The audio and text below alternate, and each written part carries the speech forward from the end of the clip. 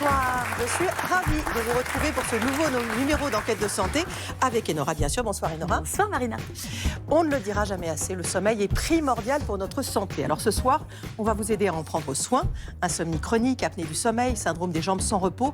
Comment agir contre ces maladies qui empêchent de bien dormir ? Eh bien, c'est ce que nous allons voir à la fois grâce à un documentaire qui va nous plonger au cœur de la recherche scientifique, mais également grâce à des témoignages, Enora. Oui Marina. Avec Virginie, Christophe, Omer et Pascal, on parlera de tout ce qui nous empêche de dormir, l'anxiété, les horaires décalés. Et on parlera aussi des conséquences sur la vie quotidienne et bien sûr des solutions qu'ils ont trouvées et qu'ils vont nous partager. Ces solutions, justement, somnifères, mélatonine, plantes, activité physique, que valent-elles ? Comment bien les utiliser ? C'est ce que nous verrons avec nos invités, spécialistes du sommeil. Mais on se retrouve après la diffusion d'Insomnie à la recherche du sommeil perdu, un documentaire signé Laure Lebovitz, Arthur Lorette, Thierry Bréant.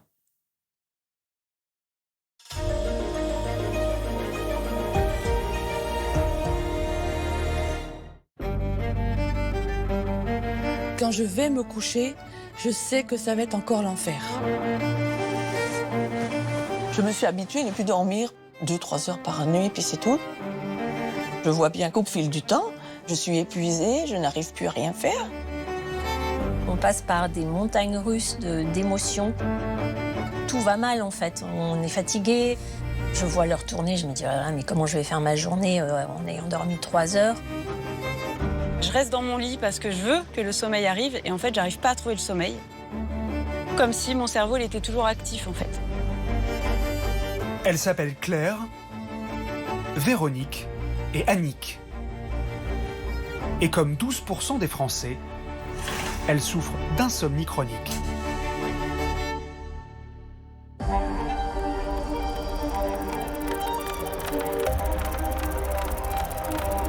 En développant le trouble d'insomnie, en fait, le lit va devenir un champ de bataille et on va désassocier le lit au sommeil.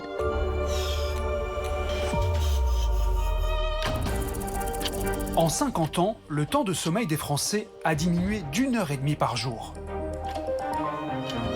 Longtemps négligé par la communauté scientifique et les pouvoirs publics, le manque de sommeil est aujourd'hui considéré comme un fléau. C'est ça qui doit être l'enjeu de demain pour prévenir les maladies qui vont être plus importantes et plus difficiles à traiter après.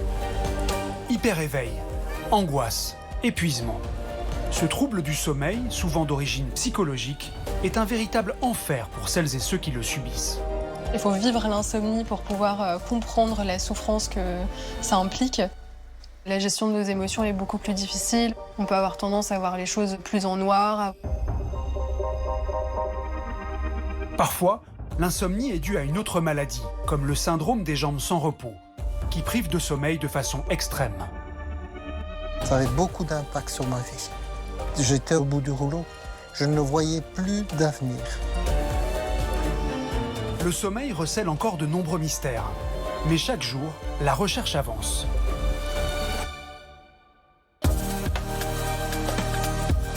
Quelles sont les causes de l'insomnie chronique ? Est-ce que tout va bien pour vous ? Quelles sont les conséquences de ces privations de sommeil répétées ?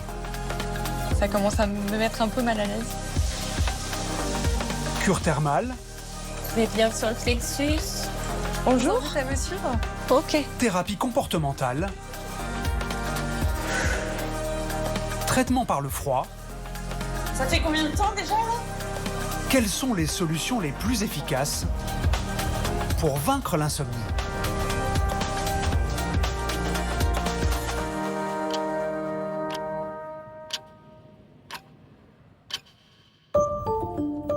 Compter les moutons, regarder les heures passées dans le noir. Nous avons tous connu ça une fois dans notre vie.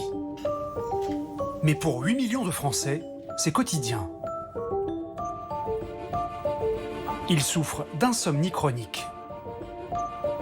La définition qu'on retient, c'est au moins 3 nuits par semaine, sur au moins 3 mois, avec des symptômes nocturnes, que sont une difficulté à s'endormir, des réveils nocturnes, et il doit aussi y avoir des symptômes diurnes. Il y a des gens qui dorment beaucoup et des autres qui dorment pas beaucoup. Mais ça, c'est la diversité du vivant. Chacun est différent. Mais si la personne, elle doit dormir 7 heures, par exemple, mais elle ne peut dormir que 5 heures, avec un retentissement la journée, là, les conséquences sont importantes. C'est une maladie des 24 heures.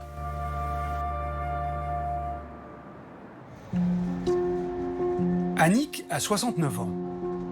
Aujourd'hui retraitée, elle enchaîne les nuits sans sommeil. Et pour lutter contre des journées au ralenti qui s'étirent péniblement, elle a une méthode bien à elle. J'ai très mal dormi. Après une nuit d'insomnie, j'ai du mal à démarrer la journée. Mais je me dis qu'il faut que je sois toujours occupée hors de la maison. Sinon, si je n'ai pas d'activité, je me mets dans un fauteuil et je fais de la somnolence. Et après, ça va pas, je trouve pas le sommeil le soir. Comme dans de nombreux cas, les premières insomnies d'Annick sont apparues après un choc émotionnel, il y a 8 ans. J'ai exercé le métier d'infirmière pendant 40 ans.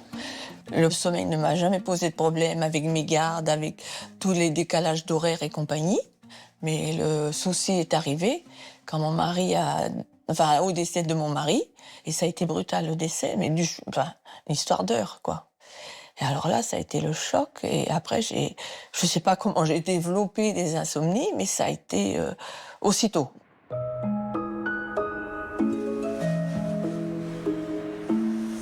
Les personnes qui souffrent d'insomnie sont plutôt des personnes avec des traits particuliers un peu plus anxieux, un peu plus perfectionnistes, qui au détour d'un événement particulier de vie, alors ça peut être positif, une naissance, une réussite aux examens, ou plutôt négatif, des deuils, des maladies, des licenciements, qui va induire une première nuit sans sommeil, une première insomnie. Et le stress de réaliser à nouveau d'autres mauvaises nuits va pérenniser et transformer cette insomnie ponctuelle en insomnie chronique. Depuis ses premières insomnies, il y a près d'une décennie, l'anxiété n'a jamais quitté Annick. Et les nuits blanches non plus. Quand je suis dans mon lit, que je n'arrive pas à dormir, je pense à tout ce que je devais faire, que je n'ai pas réalisé dans la journée, et que je me dis demain, il faut le faire. Donc je rumine, et ça n'arrange rien, parce que plus je rumine, plus j'ai du mal à m'endormir. Et quand je trouve le sommeil, je dors 2-3 heures, et je sens bien que quand je me lève, je suis fatiguée. Je n'ai pas d'énergie. Ce sont souvent des personnes qui ont une hyperactivation cognitive, une hyperactivation psychologique, et dans leur période d'éveil la nuit, ils vont continuer d'être actifs dans leur tête. Ils vont revoir la liste de courses pour le week-end suivant, le week-end d'après, revoir la journée qui vient de se passer, comment on peut l'améliorer et anticiper celle de demain. Il va y avoir un travail cognitif trop important, trop de réflexion, des ruminations qui peuvent entretenir le fait d'avoir du mal à s'endormir pendant la nuit. En plus, ces pensées et cette tête qui est pleine va entraîner ce qu'on appelle de la fatigue cognitive. Et plus on a de la fatigue cognitive, plus on va avoir du mal à inhiber justement ces pensées automatiques. Donc on a une espèce de cercle vicieux un peu comme ça.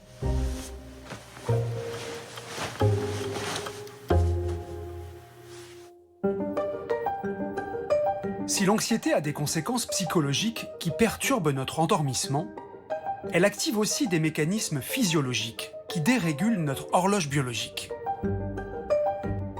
Cette horloge interne, située dans l'hypothalamus, est la tour de contrôle qui synchronise nos phases de sommeil et d'éveil pendant 24 heures. Le jour, la lumière perçue par nos yeux déclenche la sécrétion de cortisol, l'hormone de l'éveil. À la nuit tombée, le taux de cortisol baisse et c'est la mélatonine, l'hormone du sommeil, qui prend le relais. En théorie, car chez les personnes anxieuses, c'est un peu différent. Si vous êtes anxieux, si vous souffrez d'insomnie, eh bien ce cortisol va également être sécrété en partie la nuit, ce qui va créer vraiment cette fragilité du sommeil. Le cortisol, c'est également l'hormone du stress. Plus on reste réveillé, plus l'organisme est baigné dans cette hormone du stress. Le problème, c'est que la nuit, nous sommes censés nous mettre au repos, réparer notre organisme, et ces personnes vont donc avoir un système de stress qui est là pour préparer l'organisme au combat, et donc suractiver l'organisme pendant la nuit, au lieu de le laisser se reposer.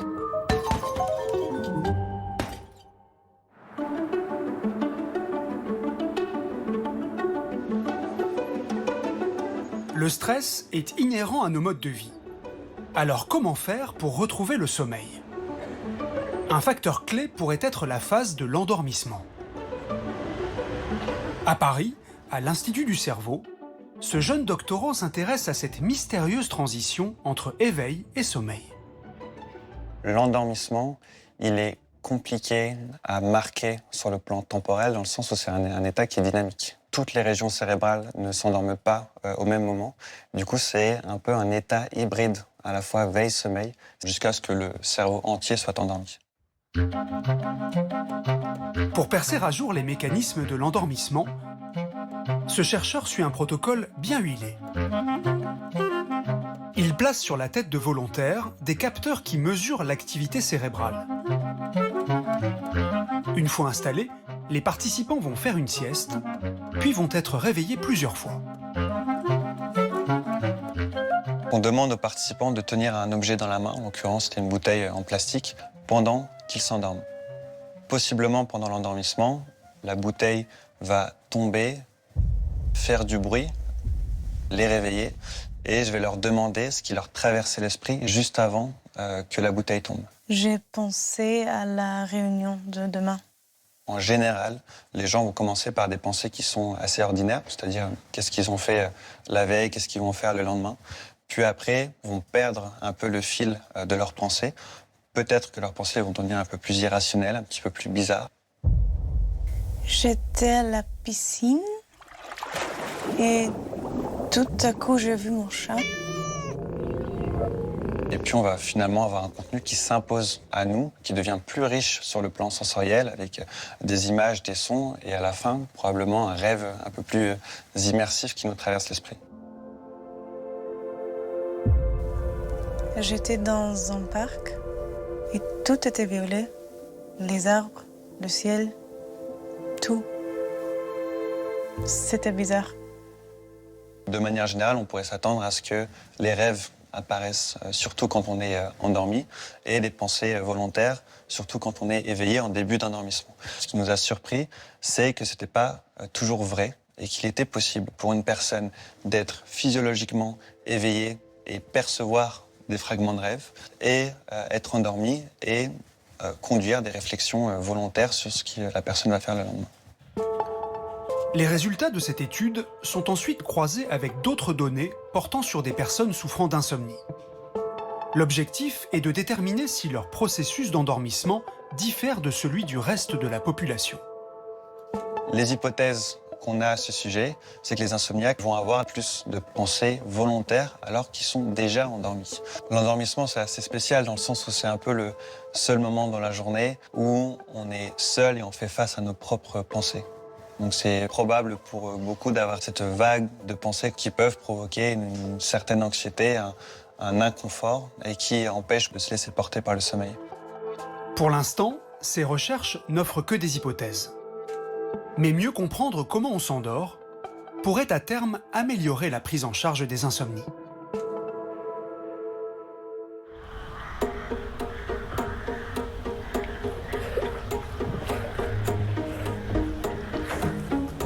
Claire Bren est championne du monde de kayak.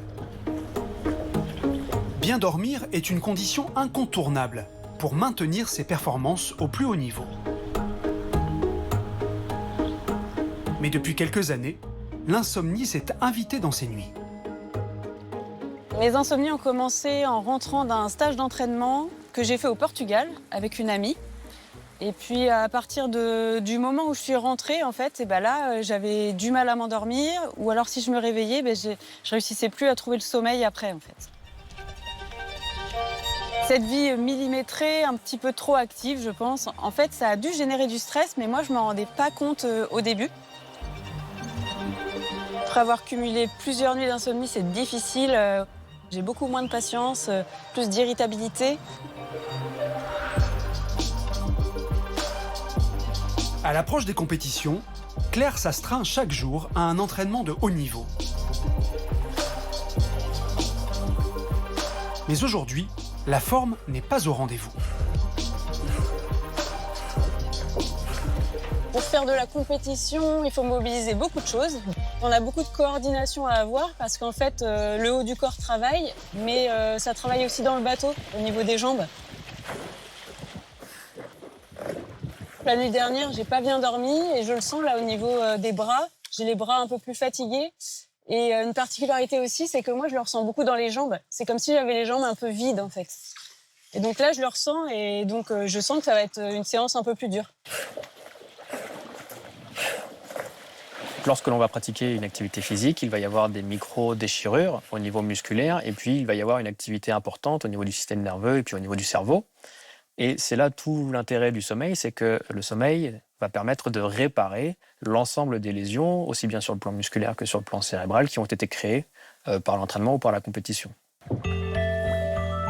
Cette récupération corporelle est particulièrement efficace pendant une phase de sommeil qu'on appelle lampe profond. C'est le moment de la nuit où l'on est le plus insensible aux stimuli extérieurs. Lors de cette phase-là, il va y avoir un pic de sécrétion d'hormones de croissance. Et cette hormone de croissance, elle est très importante puisqu'elle va permettre de produire des protéines dans les fibres musculaires, et ce qui va permettre notamment de reconstruire celles qui auront été endommagées par l'entraînement ou par la compétition. Si le sommeil a des conséquences directes sur notre récupération corporelle, à l'inverse, l'activité physique a-t-elle un impact sur nos nuits ? De nombreuses études montrent que faire du sport, même modérément, réduit le risque de développer des insomnies. Plus on réalise d'activité physique, plus on consomme de l'énergie. Quand on consomme de l'énergie, ça va produire des déchets. Ces déchets, c'est l'adénosine. Ils s'accumulent dans le cerveau. Et il s'avère que ces déchets sont somnifères. L'adénosine est une molécule qui envoie un signal de fatigue aux neurones. C'est un processus qu'on appelle la pression de sommeil. Plus on reste éveillé, plus on dépense d'énergie et plus la pression de sommeil augmente.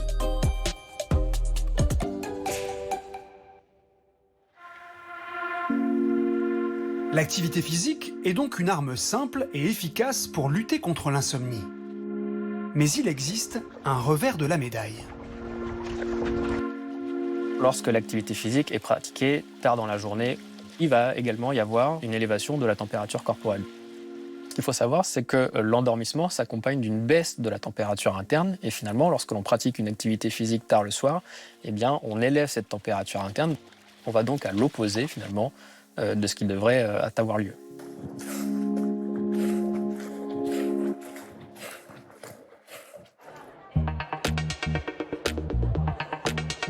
À l'université de Poitiers, on mène des recherches qui visent à faire baisser la température des athlètes après l'entraînement, afin d'améliorer leur sommeil.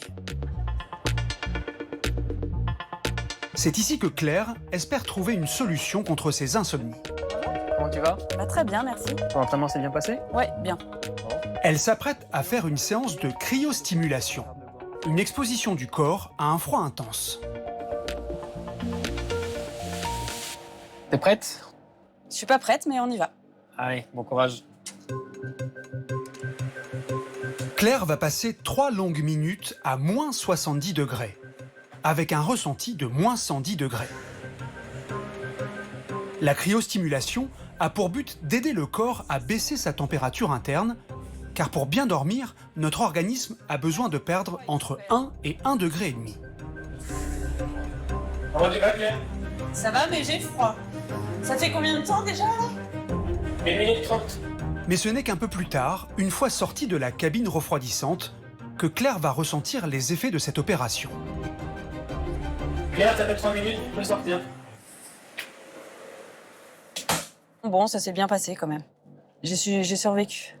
Ce qui va être intéressant, c'est l'après-exposition, puisqu'on va constater une vasodilatation. Les vaisseaux vont se dilater et ils vont devenir plus gros que ce qu'ils n'étaient avant l'exposition. Et c'est ce phénomène qui est intéressant puisqu'il va favoriser la diminution de la température interne.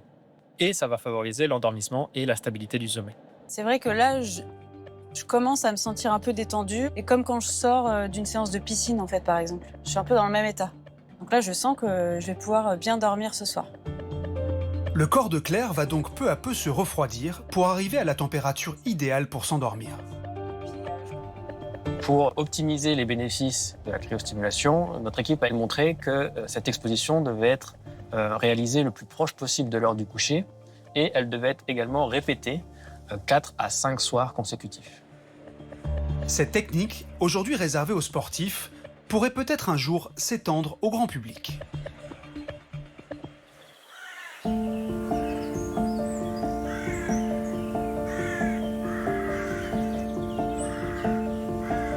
Pour trouver le sommeil, de nombreux Français se tournent vers les médicaments. C'est le cas de Patricia. Souffrant d'insomnie depuis plus de 40 ans, elle a au fil du temps développé une certaine dépendance aux somnifères et aux anxiolytiques. Mes insomnies ont commencé après la mort de mon père, où je dormais très mal. Je me couchais, mais j'arrivais pas à m'endormir. Quand j'arrivais à m'endormir, je me réveillais plusieurs fois dans la nuit. C'était insupportable parce que le matin, il fallait se lever, il fallait aller travailler. J'étais beaucoup trop fatiguée, quoi. Donc les somnifères, le médecin, il me disait que de temps en temps, quoi. Et quand je dormais pas, je finissais par en prendre tous les jours.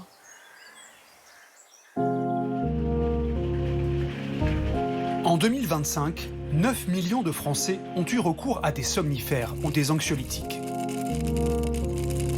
Ces médicaments sont le plus souvent composés de benzodiazépine, une molécule qui ralentit l'activité cérébrale.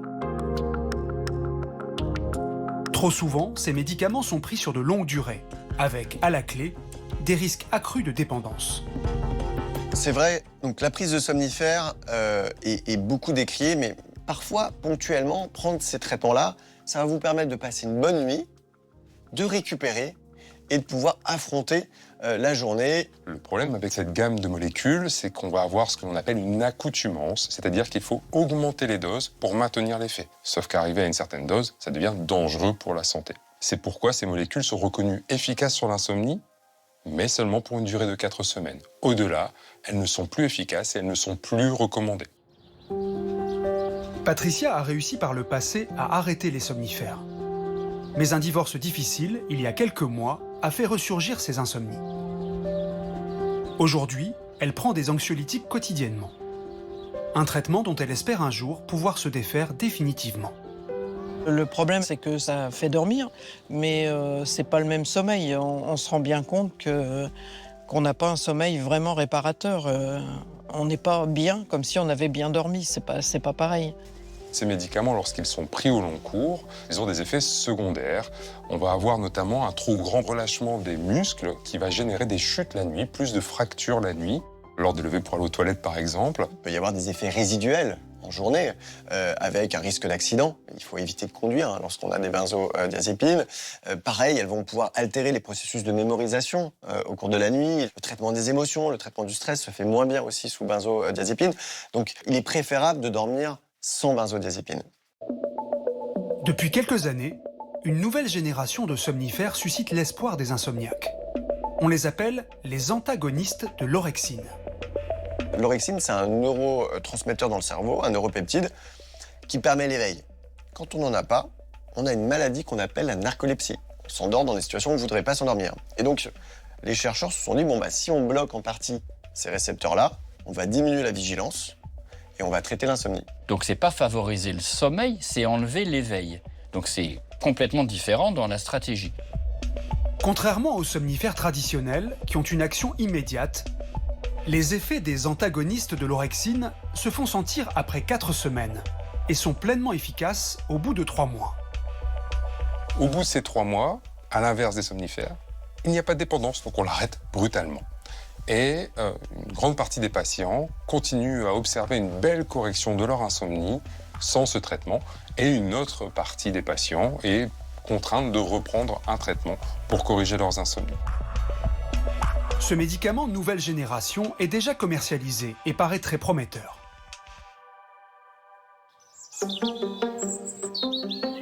Patricia, elle, préfère se détourner de toute solution médicamenteuse et privilégie un traitement entièrement naturel. Chaque année, elle se rend dans le sud de la France, à Saujon, pour bénéficier d'une cure thermale prescrite par son médecin. Les croyances limitantes, tout à fait, elles sont là.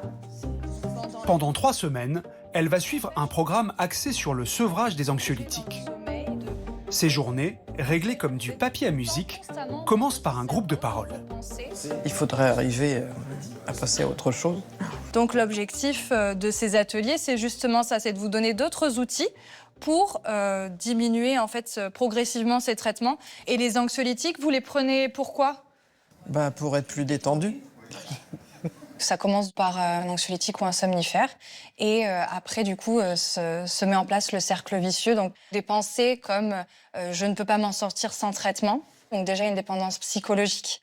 Puis, un renforcement négatif. Sans traitement, je vais avoir des symptômes rebonds, du type insomnie, du type tremblement, maux de tête. Et puis, mon anxiété qui va revenir beaucoup plus forte. Et donc, je perds peu à peu confiance en moi, en mes capacités à gérer mon stress et à gérer mon sommeil. Elle est engendrée par quoi, la culpabilité, souvent ? Manque de confiance en soi. Le manque de confiance en soi. Ils viennent, par exemple, avec je ne vais pas y arriver seul, je suis incapable. Et on va essayer de travailler sur cette pensée-là. Pourquoi je me dis ça ? Qu'est-ce qui fait que je me dis que je ne vais pas y arriver toute seule ou tout seul ?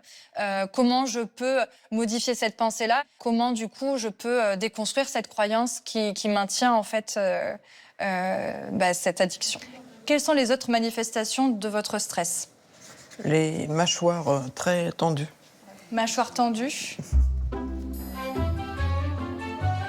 Pour baisser son niveau de stress et se détendre les mâchoires, Bonjour madame, vous allez bien ? Patricia compte sur l'autre versant de ce programme, le thermalisme.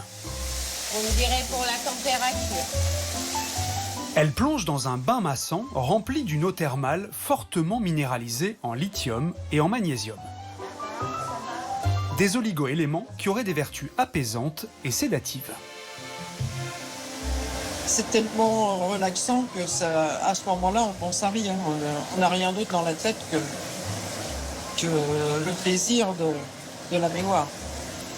Les gens qui prennent des médicaments anxiolytiques ou hypnotiques sont des gens qui ont une difficulté à se détendre, à se relâcher, et ils sont souvent très angoissés. Et donc tout le principe de la cure, c'est de réduire ce niveau d'anxiété, c'est de créer ce relâchement, et qui fait qu'à un moment donné, les patients se sentant plus relâchés, ils perçoivent le fait que peut-être ils pourraient commencer à réduire leur consommation médicamenteuse.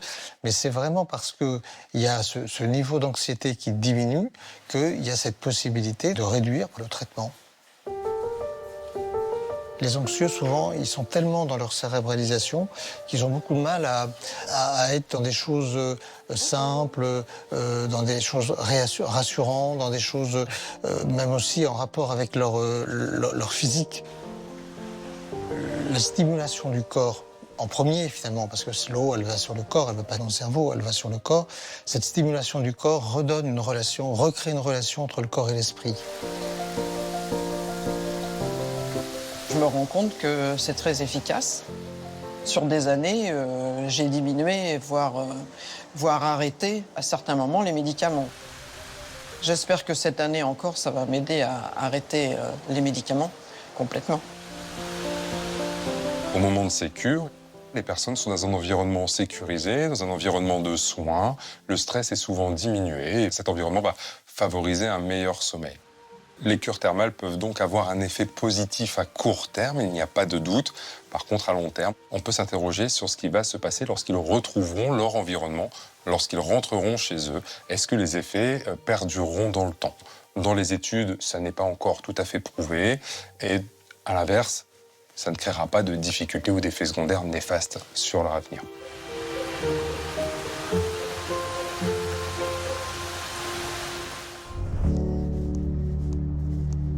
Loin des bains de Saujon, à Paris, Annick, épuisée par ses ruminations nocturnes et des nuits sans sommeil, espère commencer une nouvelle vie, grâce à la thérapie comportementale et cognitive. Bonjour Annick, je vous invite à me suivre. Ok. Elle a rendez-vous avec une neuropsychologue à l'hôpital Bichat. Première étape de cette démarche, tenir un agenda où l'on renseigne son heure de coucher, de lever et la durée du sommeil. Dès que les yeux piquent un peu, dès qu'on commence... Donc ici, ce qu'on a calculé sur votre agenda, c'est que vous passez à peu près 7h10 de temps passé au lit pour seulement 3h25 de sommeil. Ouais. Donc quand on calcule l'efficacité, on voit que vous passez davantage de temps éveillé que endormi dans votre lit. Nous, ce qu'on veut, c'est que vous alliez vous coucher Quand vous ressentez des signaux de somnolence, on ne se met pas dans son lit quand on n'a pas envie de dormir. Mais moi, j'y vais quand même parce que je me dis, bon, tu vas aller t'allonger un peu, même si tu dors pas, mais au moins tu vas t'allonger tes jambes et ton corps aussi va profiter. Et c'est là le piège, c'est-à-dire que plus on passe du temps éveillé dans son lit, plus le cerveau apprend inconsciemment à rester éveillé dans le lit. On n'a plus cette bonne association de nuit, lit égale sommeil. Là, on est plus sur le lit égale éveil. Tout l'objectif, c'est de refaire correspondre votre temps de sommeil total au temps passé au lit. Ce qu'on veut et ce qui est le plus important. Il y a beaucoup d'idées reçues sur le sommeil. Typiquement, l'idée que les heures avant minuit comptent double, c'est faux. Que vous vous couchiez avant ou après minuit, dans tous les cas, vous aurez votre sommeil profond. Et donc l'intérêt de cette thérapie-là, c'est qu'on va vraiment reprendre avec le patient tous ses comportements, toutes les stratégies parfois un peu dysfonctionnelles qu'il a pu mettre en place pour son sommeil. Et le plus important... Contre toute attente, la dimension comportementale de la thérapie vise dans un premier temps à réduire la durée du sommeil, de restreindre le temps passé au lit sans dormir, de se lever à heure fixe et de s'interdire les siestes. Effectivement, au début de la thérapie, tout ce qu'on va proposer peut sembler un peu contre-intuitif pour le patient parce qu'il risque d'être un peu plus fatigué que ce qu'il n'est déjà. Puisqu'on veut augmenter sa pression de sommeil, on veut qu'il soit un peu plus fatigué pendant la journée pour qu'il s'endorme un peu plus rapidement le soir. Si ces mesures sont difficiles à appliquer la première semaine, elles permettent généralement une rapide amélioration du sommeil. Mais pour mettre toutes les chances de son côté, mieux vaut suivre quelques conseils tout simples.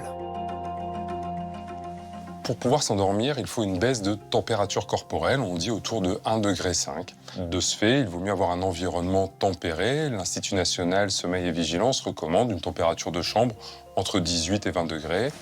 Le bon oreiller, le bon matelas, la bonne couverture, la bonne taille de lit, etc. Tout ça, ça peut compter évidemment. Mais surtout, c'est de l'obscurité dans sa chambre. Vraiment des volets qui sont occultants ou des rideaux qui sont très occultants. On doit avoir du noir complet. Changer ses habitudes est un bon début pour retrouver des nuits apaisantes. Mais pour que la thérapie soit pleinement efficace, il faut aussi déconstruire ses croyances. L'aspect cognitif est très important puisque avec une telle souffrance, on développe des schémas de pensée aussi un peu dysfonctionnels qui vont maintenir l'insomnie. Certains patients qui souffrent d'insomnie vont calculer leur temps total de sommeil en se disant « si je dors pas 5h30, je ne serai pas opérant le lendemain et ça va être une catastrophe ». Ces pensées-là vont être anxiogènes, vont aggraver les symptômes d'insomnie et on va travailler avec eux tout simplement sur le fait de « est-ce que ces pensées vous ont déjà aidé à mieux dormir ?» Évidemment non, elles alimentent. Et donc quelles pensées alternatives vous pourriez avoir pour favoriser le sommeil ? La thérapie comportementale et cognitive est le traitement recommandé en première intention. Les études montrent qu'elle soulage de façon durable 70% des individus souffrant d'une insomnie chronique. Et là, le matin, c'est pareil, vous réécoutez la radio ? J'écoute la radio déjà dans le lit. Puis je me dis pourquoi je vais me lever quand j'ai rien de précis, que je sais que j'ai le temps. Donc je traîne, je me dis bon, ça sert à rien, prends ton temps. Pour Annick, l'étape délicate du passage à la retraite a nettement aggravé ses insomnies. Un phénomène courant, régulièrement observé par le corps médical. La retraite peut avoir une influence un peu délétère sur le sommeil parce que justement, on arrête un tas d'activités. Puisqu'on va plus au travail, on n'a plus ces grands synchroniseurs du sommeil. On voit plus beaucoup de monde, donc on n'a plus les liens sociaux qui sont des facteurs d'éveil. Et tous ces facteurs-là font qu'effectivement, l'arrivée à la retraite rend les personnes un peu plus vulnérables à développer des troubles du sommeil. Plus que jamais, rester actif est un bon moyen de contrer les effets délétères de la retraite sur le sommeil. On va conseiller de maintenir une activité physique adaptée à leurs capacités, mais de façon régulière et quotidienne. Il est aussi très important de continuer à bien s'exposer à la lumière, de bien continuer à sortir et d'avoir des interactions sociales. Tout cela va continuer à réguler leur horloge biologique et à maintenir un sommeil de qualité. Si la retraite contribue à perturber le sommeil, l'âge pourrait-il être un autre facteur aggravant ? Le sommeil évolue au cours de nos vies. Les nouveau-nés ont besoin de dormir 16 à 18 heures par jour. Puis, la durée du sommeil diminue pour atteindre entre 7 et 8 heures par nuit en moyenne à l'âge adulte. À mesure que l'on vieillit, le sommeil lent profond, le plus récupérateur, se raréfie et la sensibilité au bruit et à la lumière augmente. En clair, en vieillissant, on dort moins bien.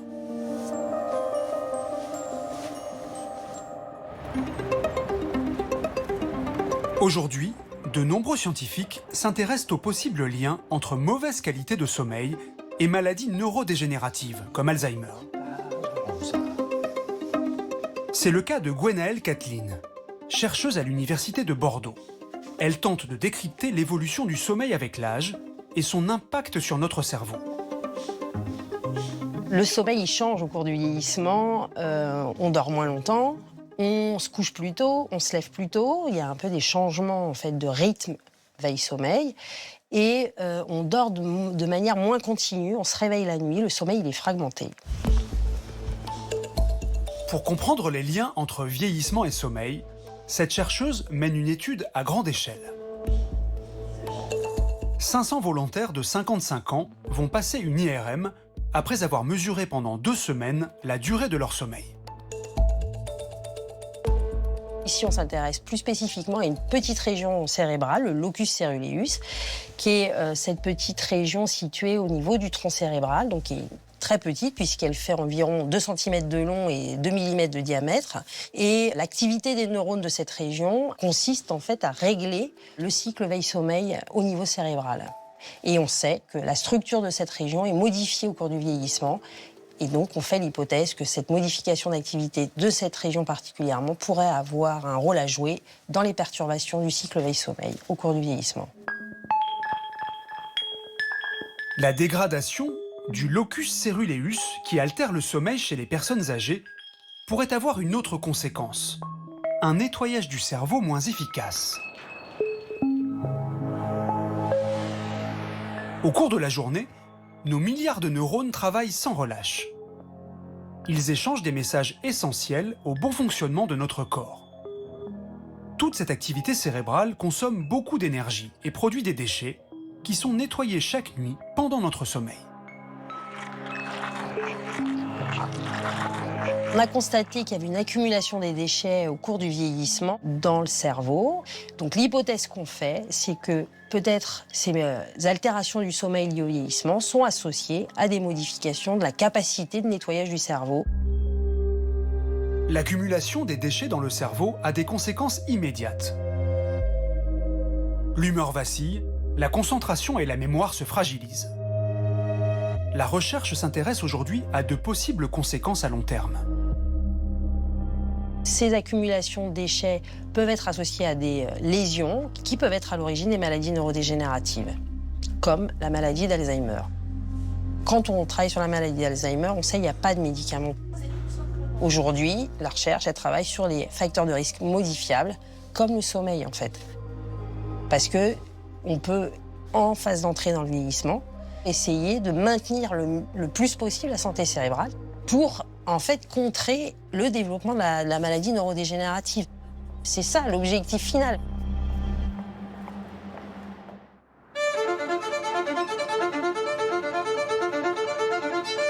Pourquoi j'ai pas dormi? 5 heures de sommeil, c'est pas assez. Encore une nuit blanche. J'ai pas dormi, impossible de travailler. Les soirs, je me couche tôt. Toutes les nuits, c'est pareil. J'ai dormi 4 heures, j'en peux plus. Se lever après une petite nuit, ça relève du cauchemar pour nombre d'entre nous. Mais sommes-nous bien sûrs d'être toujours de bons juges quant à la qualité de notre sommeil? C'est une question très intéressante parce qu'on peut avoir des patients qui vont percevoir leur sommeil comme extrêmement court. Parfois, ils vont nous dire qu'ils font des nuits blanches totales, en fait, sans dormir du tout. Et pourtant, quand on fait un enregistrement, on voit qu'il y a quand même un petit peu de sommeil. Mais ils ont ce sentiment de ne pas dormir. Croire que l'on est éveillé alors qu'on est en réalité dans les bras de Morphée, cela porte un nom, l'insomnie paradoxale. Comprendre ce phénomène étrange est au centre de la recherche de Thomas Andrion, spécialiste de neurosciences à l'Institut du cerveau. On a, dans certaines situations, une très mauvaise perception de notre propre sommeil, notamment la période d'endormissement. On s'endort avant même de se rendre compte qu'on s'est endormi. Et pour certaines personnes, c'est quelque chose qui va se prolonger pour toute la nuit. L'insomnie paradoxale serait fréquente et toucherait toute la population de façon occasionnelle ou plus régulière. Mais que se passe-t-il dans notre cerveau pour que notre perception du sommeil soit à ce point faussée ? Quand on dort, on va avoir un cerveau qui va ralentir et il se synchronise. On peut le voir comme un orchestre qui commencerait soudainement à jouer la même note.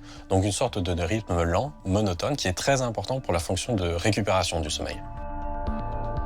Quand on dort sans avoir l'impression de dormir, la plupart du temps, c'est parce qu'une partie du cerveau, en fait, n'est pas tout à fait endormie. Vous avez une sorte de mélange entre ces activités lentes du sommeil et ces activités rapides de l'éveil. Les personnes qui souffrent d'insomnie régulière seraient particulièrement touchées par l'insomnie paradoxale. Si ce phénomène est encore mal compris, il pourrait s'expliquer par l'anxiété éprouvée par les insomniaques. Des inquiétudes qui concernent parfois le sommeil. Plus on se préoccupe de son sommeil, plus on va y penser en s'endormant. Et ça, c'est des choses qui vont pouvoir éventuellement empirer, voire transformer une insomnie paradoxale en une insomnie objective.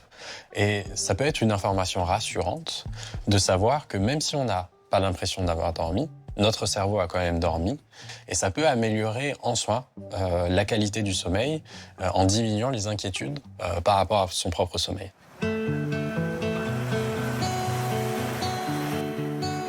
L'insomnie n'est pas toujours due à l'anxiété, l'âge ou encore un défaut de perception. Pour certaines personnes, c'est la maladie qui empêche de dormir. Véronique a 57 ans. Il y a 20 ans, alors qu'elle menait une vie active et heureuse, elle s'est mise à souffrir de nuits très agitées. J'ai commencé à avoir des sensations désagréables dans les jambes et besoin de me lever, de bouger, impossible de rester assise et encore moins allongée. Et je ne comprenais pas d'où ça venait, je ne savais pas ce qui m'arrivait. J'ai commencé par aller voir mon médecin généraliste. On s'est dit c'est peut-être du stress ou de l'anxiété. J'ai erré pour comprendre ce qui m'arrivait probablement une dizaine d'années. Et un jour, je suis allée voir une phlébologue. Je cochais toutes les cases qui allaient vers le diagnostic que j'étais atteinte du syndrome des jambes sans repos. Le syndrome des jambes sans repos se manifeste par des picotements, des brûlures, parfois des douleurs dans les jambes, provoquant un besoin irrépressible de les bouger. Ces symptômes apparaissent surtout au moment du coucher et transforment les nuits de ceux qui en souffrent en véritable enfer. Troubles neurologiques encore mal compris, le diagnostic reste parfois long et difficile, laissant de nombreux patients seuls face à leur nuit sans repos. Le syndrome des jambes sans repos, c'est 2% de la population française qui en a au moins 3 fois par semaine. Ça va se traduire par des agacements dans les jambes, mais les gens, des fois, c'est au second plan. Ils s'en plaignent pas. Par contre, ils ont du mal à s'endormir. Et on peut passer à côté, considérer que c'est une insomnie classique à cause du stress ou autre. On peut donner des traitements, que ce soit des somnifères par exemple, qui vont pas forcément améliorer la maladie.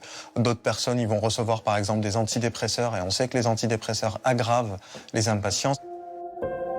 Véronique a vu au fil des ans ses symptômes s'aggraver et mène depuis une vie sans sommeil. Au niveau physique, c'est dans les jambes, des spasmes, des vagues qui viennent. Et puis, au plus fort de la crise, une sensation d'étau. D'étau dans les jambes, dans les mollets. Et puis, il y a des nuits où le sommeil me prend. Et il y a une espèce de lutte entre le sommeil et la maladie, les symptômes qui sont toujours là et qui parlent très fort. Là, ça devient vraiment compliqué. Il y a des pleurs, il y a de la désespérance, il y a de la colère aussi. J'en ai trop marre.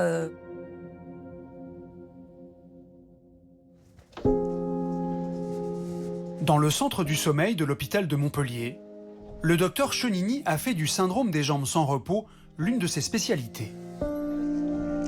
Aujourd'hui, il reçoit un patient, Omer Pirlet, qui souffre d'une forme sévère de la maladie. Bonjour. Bonjour docteur. Comment allez-vous, monsieur? Je suis le docteur Chenini. Enchanté. Je suis médecin ici dans le service. Je suis un assistant du professeur Dovidier. Comme Véronique, Omer a subi une longue errance médicale pour comprendre que ses insomnies étaient dues au syndrome des jambes sans repos. Insatisfait de son traitement, il place tous ses espoirs dans le service du docteur Chenini. Les impatiences, en gros, ça évolue de quelle heure à quelle heure? Alors, les impatiences viennent à peu près vers 10 heures le soir, un peu avant si je m'endors en regardant la TV, donc elles viennent là. Mais mon épouse me dit que, parce que j'ai des chocs dans le lit, elle me dit que vers 3 heures du matin, généralement, ça s'éteigne. C'est ça se calme. Vous êtes déjà venu dans le service? Non. Jamais? Première fois. Allez, on va tout vous expliquer, il n'y a rien de bien méchant. Vous allez vous installer sur le fauteuil. Ok. Omer se prépare à subir une polysomnographie, un examen qui permet d'enregistrer les différentes phases du sommeil. Des capteurs vont mesurer son activité cardiaque et cérébrale, ainsi que ses mouvements anormaux. L'analyse de ces données va révéler la structure de son sommeil, afin de trouver le traitement le plus adapté. Je suis heureux d'avoir rencontré d'abord ce service, car je suis au bout du rouleau. Je ne voyais plus d'avenir. Ça avait beaucoup d'impact sur ma vie. Mon épouse, d'ailleurs, elle était extrêmement inquiète parce qu'elle me disait, là, t'as plus d'espérance, là, c'était perdu. Allez, vous allez venir vous installer à la tête du lit, s'il vous plaît. Parfait. Moi, je récupère vos jolis cheveux. Omer s'apprête à dormir à l'hôpital. À l'aide de caméras, les équipes médicales vont pouvoir suivre minute par minute son comportement nocturne.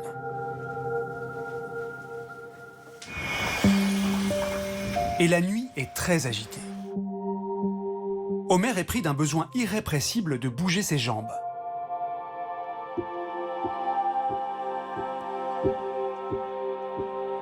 Même endormi, les impatiences se poursuivent tout au long de la nuit.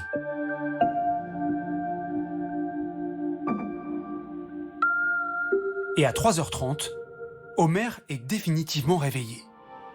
Il finit sa nuit, les yeux grands ouverts.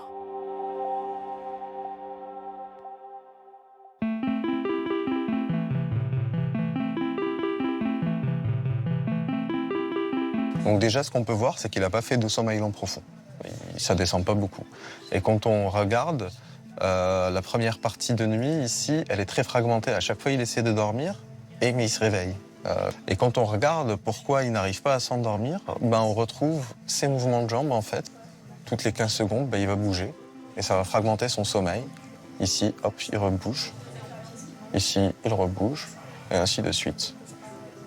Et en fait, il fait ça quasiment toute la nuit. C'est peut-être, je pense, dans mon expérience, la maladie la plus sévère de l'insomnie, parce qu'ils vont dormir 2-3 minutes et après ils se réveillent. Et parfois, ils n'arrivent même pas à faire ces 2-3 minutes parce que les impatiences empêchent le sommeil. Rappelez-vous, il y a des tortures qui ont été faites pour empêcher les gens de dormir. C'est une auto-torture. Bonjour. Bonjour, docteur. Comment allez-vous, monsieur? Très bien. Alors, vous avez passé une bonne nuit? J'espère que vous dormez mieux chez vous. Un peu agité, oui. D'accord. On a des micro-éveils. Sur toute la nuit, il y en a eu 288. Et lorsqu'on comptabilise l'index par heure, ça fait 53 par heure. Donc, par rapport à la prise en charge, chez vous, comme c'est gênant le soir et en début de nuit jusqu'à 2-3 heures du matin, on va vous proposer un traitement qui agisse sur cette période. C'est un antiépileptique que ce patient va essayer. L'un des traitements recommandés pour traiter le syndrome des jambes sans repos. Je repars dans l'espérance. On a compris qu'on allait être pris en main et qu'il allait y avoir un changement. Et je suis dans cette mécanique très optimiste. Pour les patients comme Véronique ou Omer qui subissent des privations de sommeil extrêmes et répétées, quelles peuvent être les conséquences sur le corps ? Dans les effets aigus, la privation de sommeil va être associée dès le lendemain à de l'irritabilité, à une mauvaise prise de décision, avec un surrisque d'accident aussi. Et puis, sur le plan de la santé mentale, l'humeur va être diminuée. On est plus triste, en fait, lorsqu'on a mal dormi. On est plus anxieux aussi. On est plus vulnérable au stress et aussi plus vulnérable, globalement, aux idées suicidaires. Les effets de l'insomnie chronique ne se limitent pas à la santé mentale. Ne pas dormir favorise l'apparition d'une multitude de maladies. Votre tension artérielle elle est 10% plus basse la nuit que le jour. C'est un des buts du sommeil, de mettre au repos votre système cardiovasculaire. La privation de sommeil chronique, c'est un facteur de risque de tension artérielle, toutes ces maladies cardiovasculaires importantes, l'obésité, le diabète de type 2. Ces effets de la privation de sommeil sur notre santé sont aujourd'hui bien connus du corps médical. Mais la recherche continue d'enquêter sur d'autres conséquences possibles, notamment l'augmentation des chutes chez les personnes âgées.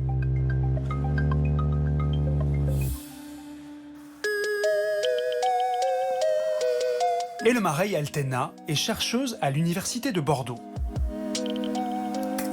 Elle s'intéresse au lien entre le manque de sommeil et la perte d'équilibre. Dans le cadre de sa recherche, elle reçoit une participante. La première étape a été d'enregistrer son sommeil pendant 7 jours à l'aide d'un actimètre. Ça, c'est un actimètre. Ça mesure en fait le mouvement du corps dans une manière très précise. Et avec ça, on a bien une impression de durée du sommeil objectif et les moments de réveil. Si vous pouvez vous installer ici. La participante enfile un casque de réalité virtuelle qui simule un voyage en voiture. Oui, confortable. Ça commence à accélérer. Cette expérience vise à solliciter le système vestibulaire. Situé dans l'oreille interne, le vestibule est un petit organe qui informe en permanence le cerveau de la position de la tête et des mouvements du corps. Il joue un rôle essentiel dans notre équilibre. On est plus proche du vide. Le contraste entre le mouvement de la réalité virtuelle enregistrée par les yeux et l'immobilité du corps perçue par le vestibule crée artificiellement les conditions du mal des transports. Plus on a la nausée, plus cela indique que le vestibule est en difficulté. Comment vous vous sentez? Je me sens un peu moins bien. D'accord. Je vais vous donner un sac juste au cas où, à votre main droite, d'accord? Voilà. Ce qu'on a trouvé dans notre étude, c'est les personnes qui dorment moins bien. Ils ont aussi beaucoup plus de nausées dans le simulateur. Il y a cette relation directe entre le manque de sommeil et le système vestibulaire. Savoir que notre équilibre est impacté par l'insomnie dépasse la simple recherche fondamentale et pourrait mener à des applications cliniques très concrètes. Les personnes âgées souffrent beaucoup plus de l'insomnie que les personnes jeunes. Et on sait aussi qu'il y a une grande prévalence des chutes, des troubles d'équilibre, des vertiges. Mais le lien entre les deux, c'est pas du tout bien investigué. En fait, ça, c'est le prochain pas. Est-ce qu'on peut investiguer si le traitement du sommeil peut aussi diminuer les chutes chez les personnes âgées? C'est vraiment un grand problème à traiter. Chaque jour, la communauté scientifique mesure un peu plus l'importance du sommeil dans la santé humaine et le bien vieillir.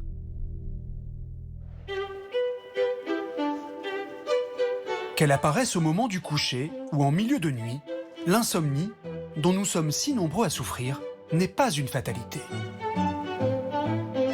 Que ce soit en changeant les habitudes du quotidien ou grâce à un diagnostic approprié, il existe des solutions adaptées à chacun pour retrouver le sommeil et ouvrir la voie au bien-être.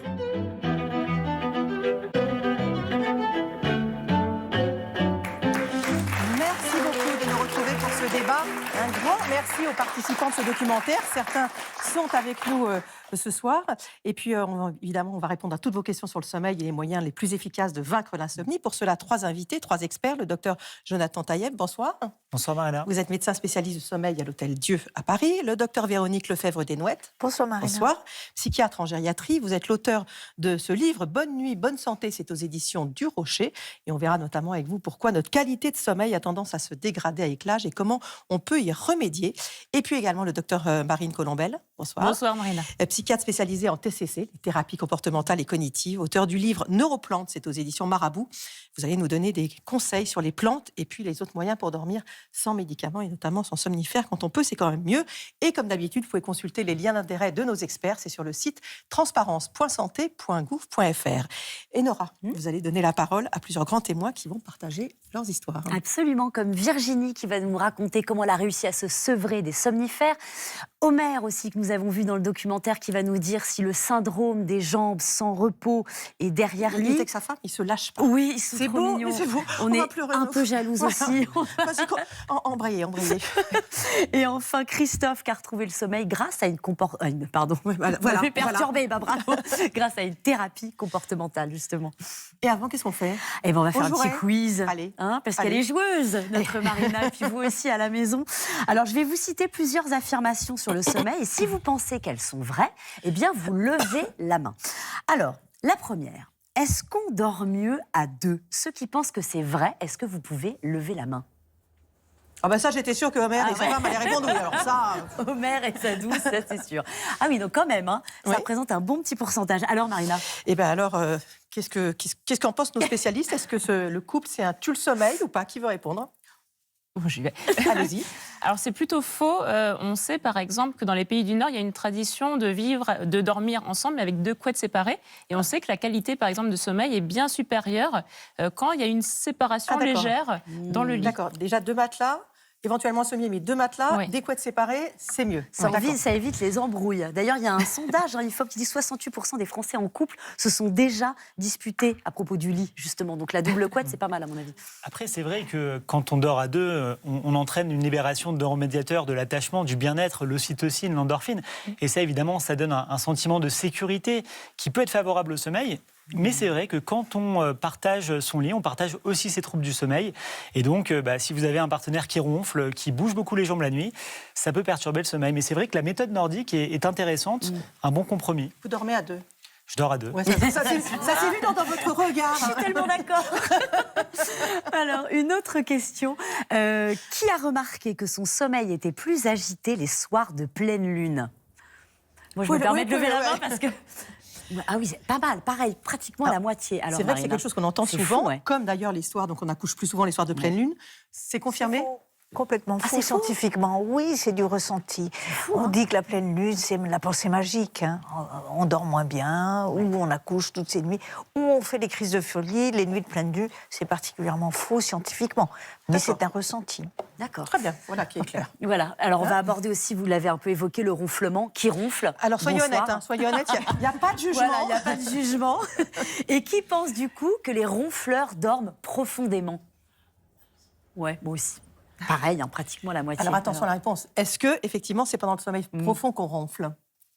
Alors on ronfle plus pendant le sommeil profond, mais ronfler ne veut pas dire qu'on dort profondément. Au contraire, ça veut dire que l'air a plus de mal à passer au niveau de la gorge. Ça peut déclencher, quand c'est très sévère et important, des micro-réveils du cerveau et donc fragmenter le sommeil. Et puis dans certains cas, chez certains patients, ça va cacher un syndrome qu'on connaît bien aujourd'hui, qui est le syndrome d'apnée du sommeil. On en reparlera qui peut être compliqué parce que c'est bien de la dépister.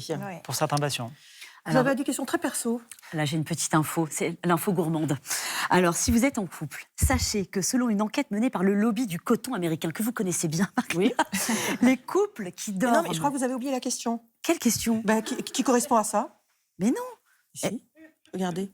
Vous avez posé cette question? Ah oui, mais... Je pensais qu'on pouvait faire l'inverse, c'est plus logique. D'accord, alors allez-y.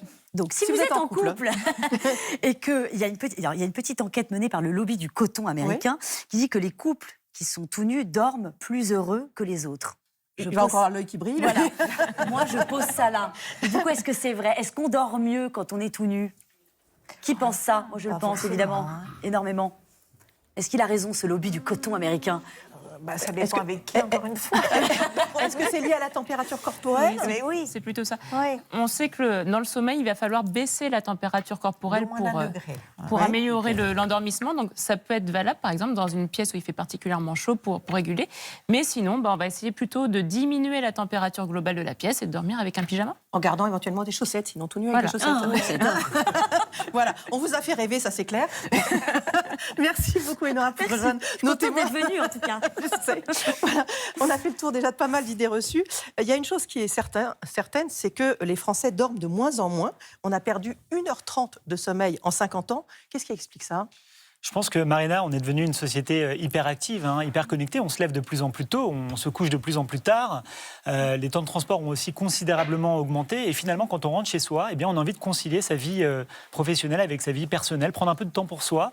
Et finalement, eh bien, les écrans qui se sont invités dans nos rues, dans nos lits, dans notre maison aussi, grignotent beaucoup de temps de sommeil. Et finalement, la première victime, c'est le sommeil. Donc, un phénomène aujourd'hui, et chaque année, on lit les chiffres des sommeils des Français, et ça ne fait que diminuer. Et c'est préoccupant. Y compris le week-end, d'ailleurs, ça diminue aussi. C'est inquiétant ou pas ? C'est inquiétant parce que le stress va conduire, c'est la porte d'entrée vers une hormone de l'hyper-éveil, donc on dort moins bien, vers la dépression, vers les troubles anxieux généralisés. Et il ne faut vraiment pas les traiter, ces troubles-là, avec les médicaments. Oui, effectivement, parce que cette dette de sommeil est néfaste pour notre santé. Ça ajoute de l'anxiété, ça empêche encore plus de s'endormir, et on se met la pression, du coup. Oui, et on a des phénomènes souvent de rumination. C'est ce que décrivent beaucoup de nos patients anxieux, qui sont souvent les premières victimes, comme on l'a vu dans le reportage, des troubles du sommeil, d'endormissement en tout cas.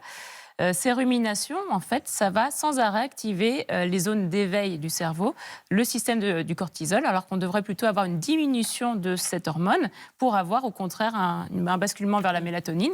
Et on sait qu'on a des retards d'endormissement du coup chez cette population anxieuse. Alors, docteur Tayeb, il y a des petits et des gros dormeurs, on le sait, ça c'est génétique, c'est comme ça. Mais comment on peut savoir pour soi-même de combien d'heures de sommeil on a besoin personnellement ? Comment on apprend ça ?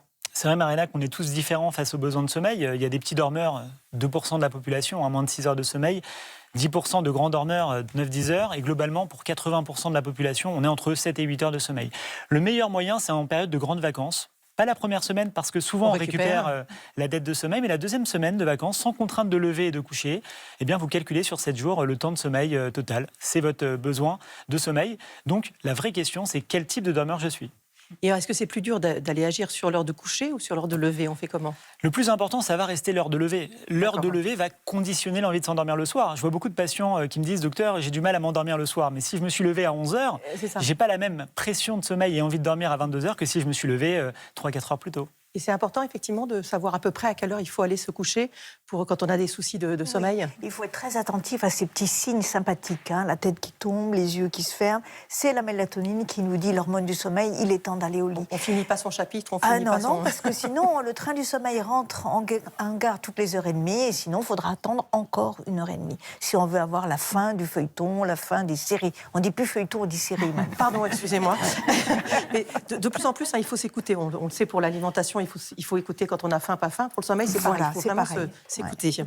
Alors, quand on travaille la nuit, on n'a pas toujours le choix de ses horaires de sommeil. C'est souvent très compliqué.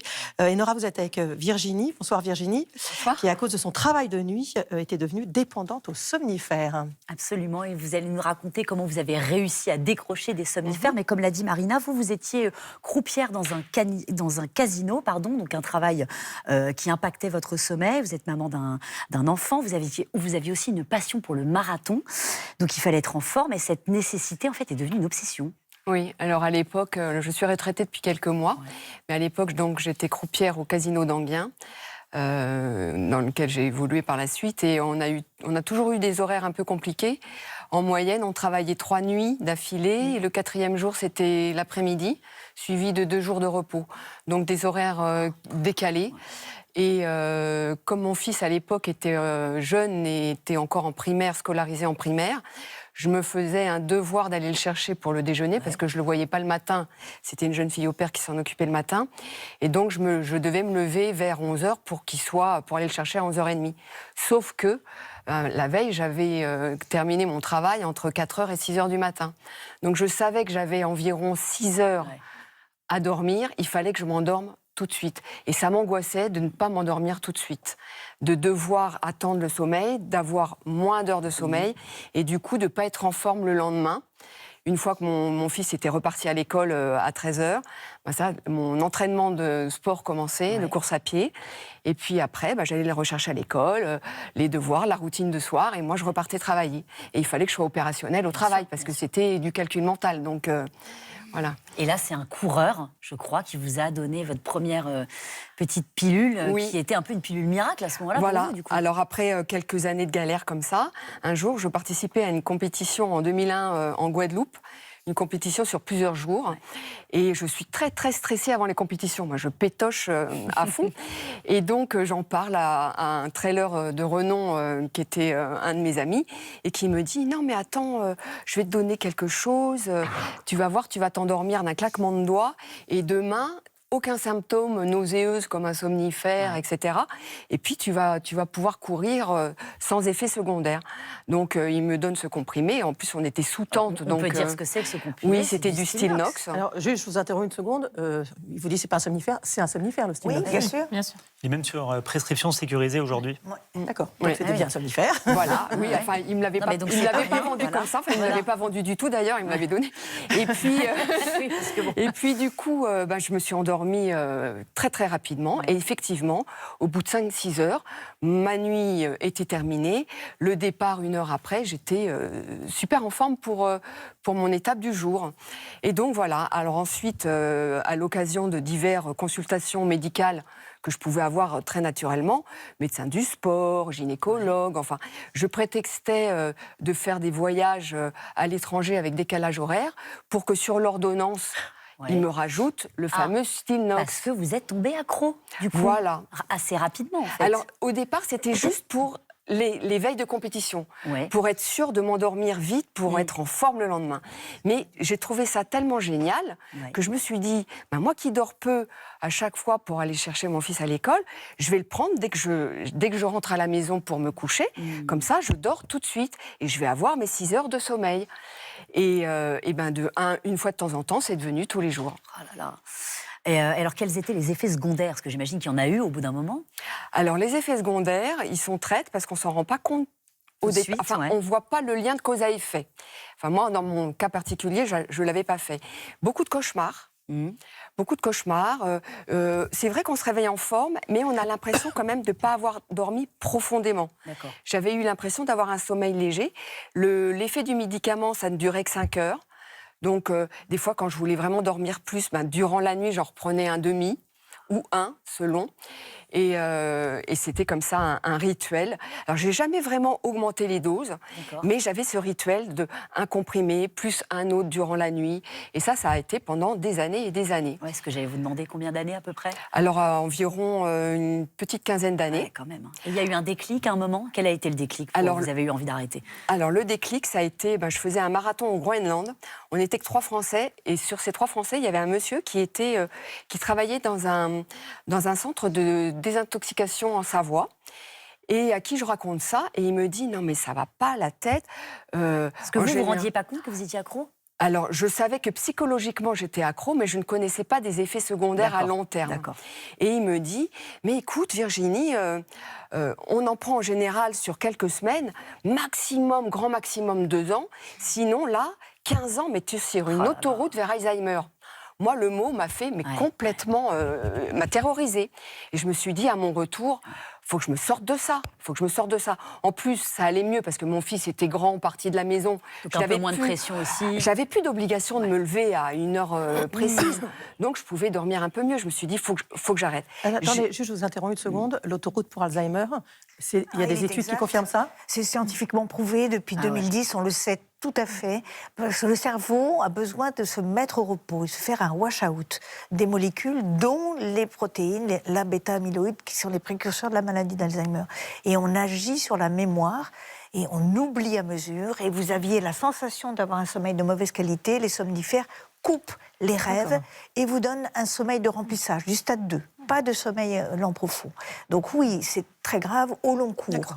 Vraiment, ça vaut le coup de se prendre en main. C'est plus une anesthésie, en fait, quand on prend ces traitements-là, qu'un traitement vraiment pour dormir. Et alors, du coup, vous avez arrêté comment? Je crois que vous avez arrêté de manière un peu drastique, Virginie. Oui, alors au bout de presque 17 ans, j'ai eu une blessure sportive. Je me suis fait une rupture totale des ischios, donc opérée. Et là, je savais que je devais être en arrêt de travail pendant au moins 3 mois, dont 1 mois à pas bouger de mon canapé. Et je me suis dit, parce que j'avais fait plusieurs tentatives auparavant durant mes vacances, mes grandes vacances, qui durait 3 semaines, comme l'avait évoqué le docteur. Mais dès que je reprenais le travail, C'était reparti dans la routine. Je repartais avec mon... C'était plus du Stilnox, après, ça a été du Zolpidem. Et puis donc, à l'occasion de cette opération, je me suis dit, je vais arrêter.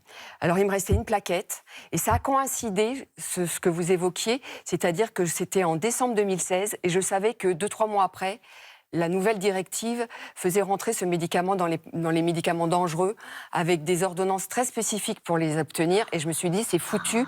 Je n'arriverai plus à en avoir. Je ne vais plus pouvoir en avoir, c'est le moment ou jamais. Et donc, il me restait une petite plaquette. Donc, je me suis sevrée toute seule sur à peu près 1 semaine, 10 jours, en réduisant. Au départ, je prenais 3/4, puis une moitié, puis 1/4. Et comme ça, pendant 1 semaine, 10 jours. Et alors là, j'ai eu des effets. Alors, j'ai eu l'impression de faire un sevrage toxicologique.